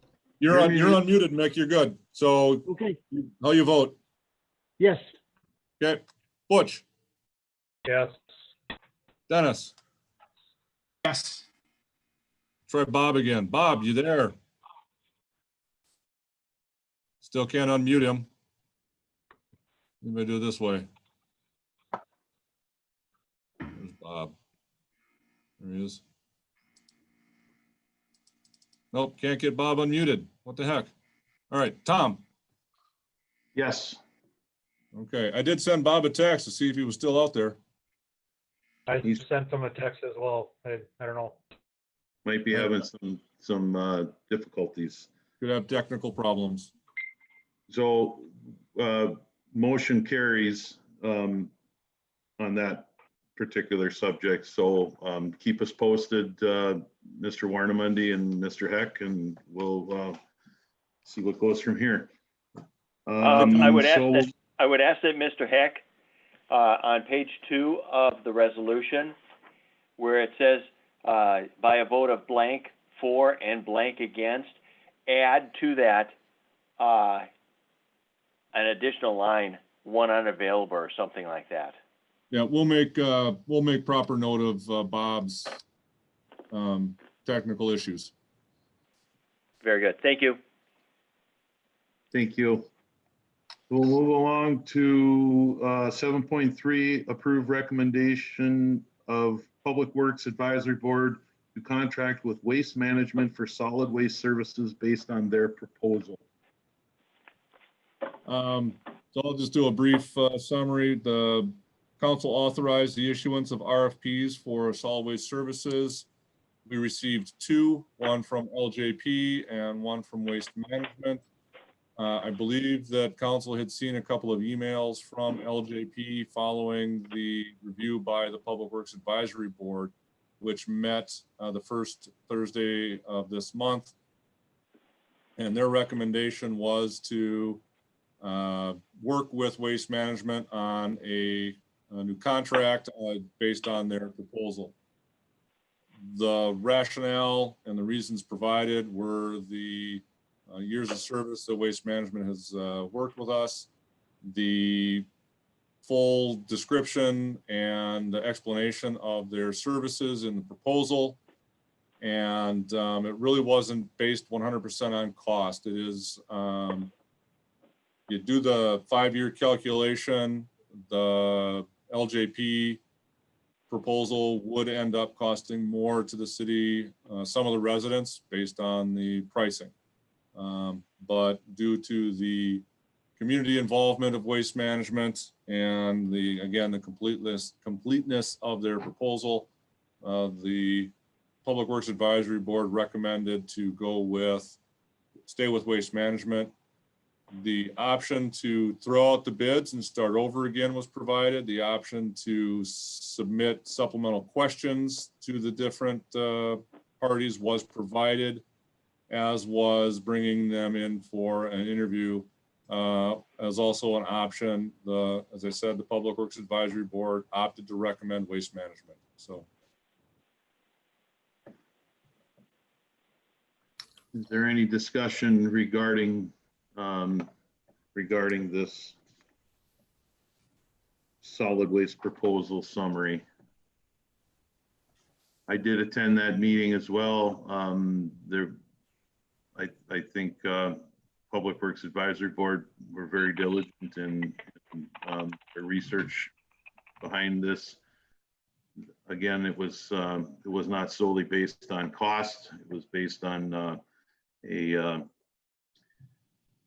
the partnership that has been created within the city with Waste Management, and I feel personally that the right decision was made because you know, those partnerships with Waste Management have been crucial for the success for all the different organizations within the community when they put events on and things like that. So I would be supporting this solid waste proposal for Waste Management.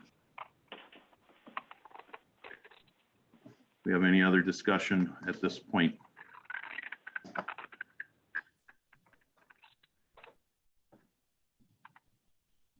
I don't see any. Brian, we would need a formal motion on this. Is that correct? yep, need a motion to accept the recommendation to contract with or to negotiate a contract with Waste Management based on their proposal. I would make that motion. I'll second Mick's motion. Okay, Mick has the first, Dennis has the second, unless we have any further discussion. Seeing none, all those in favor signify by the calling of the roll. Mr. Heck, will you please call the roll? Butch? Yes. Dennis?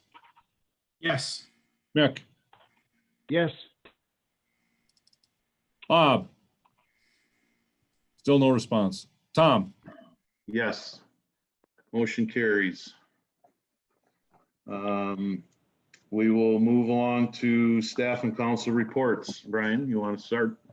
I just have a couple of reports. As Chris mentioned briefly, we did not get the outdoor recreation grant.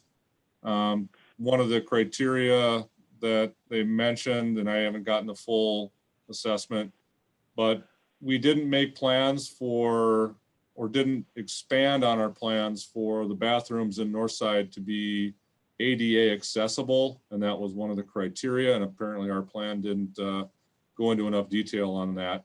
Park Commission is going to be looking at whether or not they should be doing a project this year. I'm going to give them some dollar amounts that we have that are available in the fund, and then some of the projects that might be doable within that budget. So we got that. We have the service window. Hopefully will be started this week or next week. And once that's done, then we're gonna begin to open up put a plan together to allow people to come back into City Hall and do their business at the counter. We'll have probably markings on the floor for 6 feet distance. We'll have some signs posted and some things like that to comply with our plan that I'm working on right now. Other than that, I think we're doing, that's about it. We're getting more houses in. I guess we're up to 21 new houses now. So that's still chugging along. That's very good considering we're in June, and I would say in the last 5 years, that's probably our highest number of permits. Is that correct? The highest number of new homes. That's right. That's good. So. Anything additional to that? Otherwise, I'll move along to council reports. Does anyone on council have anything to report this evening? Doesn't look like it. Oh, wait, Dennis. I always have something to say. Just a comment that if you haven't been in the West Welco neighborhood, they have started working. The streets are now looking even worse than they were before. However, they will be looking better than they were before. So thanks to Chris and the board that put that plan together, we are getting one section of town streets repaired. Good. Any other council reports this evening? All right, well then I will move to the mayor's report. And I had 5 items and they seem to kind of have answered themselves. One was the Welco streets, if they had started yet. Public space reopening. We kind of rehashed some of the stuff with the EOs, so we won't go into detail there. The only other question that I would have is consideration when council and staff feel it appropriate that council starts going back to live meetings or boards and commissions. Again, like we originally stated, and I will still maintain that position that until staff is comfortable having additional people within the building, I'm comfortable doing it this way. I know we're all kind of eager to see each other's ugly mugs again, but any thought process to that, Brian, when you're thinking about? I think that we could probably do some boards and commissions coming up here, probably in their July meetings, to get them back in here, because we'll have our service window up. Patty is, we're going to be talking to our cleaners to find out if they're going to be coming back in, and if not, then how we can get a cleaning system going in here to sanitize our stuff. One of the issues is sharing space. So we'll be doing that. And I think if we have the meeting at the Legion on July for the public hearing, the issue that I think with the council is if there's a lot of people that show up, we have very limited space in the council chambers. For our boards and commissions, we don't have people, we don't have much of an audience for our boards and commissions, so it's a little easier to set up and space out. So I guess that would be the only concern, is if we have, 25 people that want to come and sit in on a council meeting, that could be problematic. There are several cities that are going back to their in-person meetings because they do have their plan in place. And I think once we get our plan in place, then we can slowly move into that realm again. Okay. So I know Missy at the PD has kind of followed your staff's lead from working from home. So as you proceed forward, make sure I believe that she wants to, when you guys are ready to come back full staff and open to the public, she's ready to do that too. So just keep in touch with her and Chief Hintz, and we'll kind of go from there. Dennis has his hand up there, Tom. Sure. Are any modifications being made at the PD, or have any modifications been made as they are being in City Hall? The PD has a service window. The only thing that I think that we probably should do is get the door lock fixed on the area going into the office. And that would probably, at this point, other than some other minor fixes, that for staff safety, that would be the one thing that we'd want to do. Okay, good question. I'm sure working with Chief Hintz, you guys will come up with a good solution there. One last item that I wanted to bring up kind of goes back to some of the things that Kurt referenced. I want to actually just make the comment that, Brian kind of got beat up a little bit through this whole process with the chamber and the car roll in, and that one there kind of, I felt pretty bad about. And I know you always consider yourself kind of like the punching bag for council, but I don't think that was right. And I'm glad that at least they apologized for that. And I just wanted to make the comment that I personally appreciate everything that you do, and you work hard, and I know it's hard to please everybody at all times. So I thank you for keeping your cool on that. I mean, I think I was probably more upset about it than you were as reading the emails, and I just wanted to point out that you are appreciated, and we do appreciate everything that you do. And I think that was unnecessary. So with that, I guess I don't have any more to report for this evening. So unless anybody has anything to comment at this point, I will be looking for a motion for adjournment. So moved. We have a first. Do we have a second? Second. So we have Butch for a first, Dennis for a second. All those in favor signify by calling the roll. Brian, will you please call the roll? Yep, Butch. Yep. Mick. Yes. Dennis. Yes. Tom. Yes. And Bob is gone, so we'll list him as non-responsive. Okay. Motion carries. Council is in adjournment at 9:28. Thank you for your patience, everybody.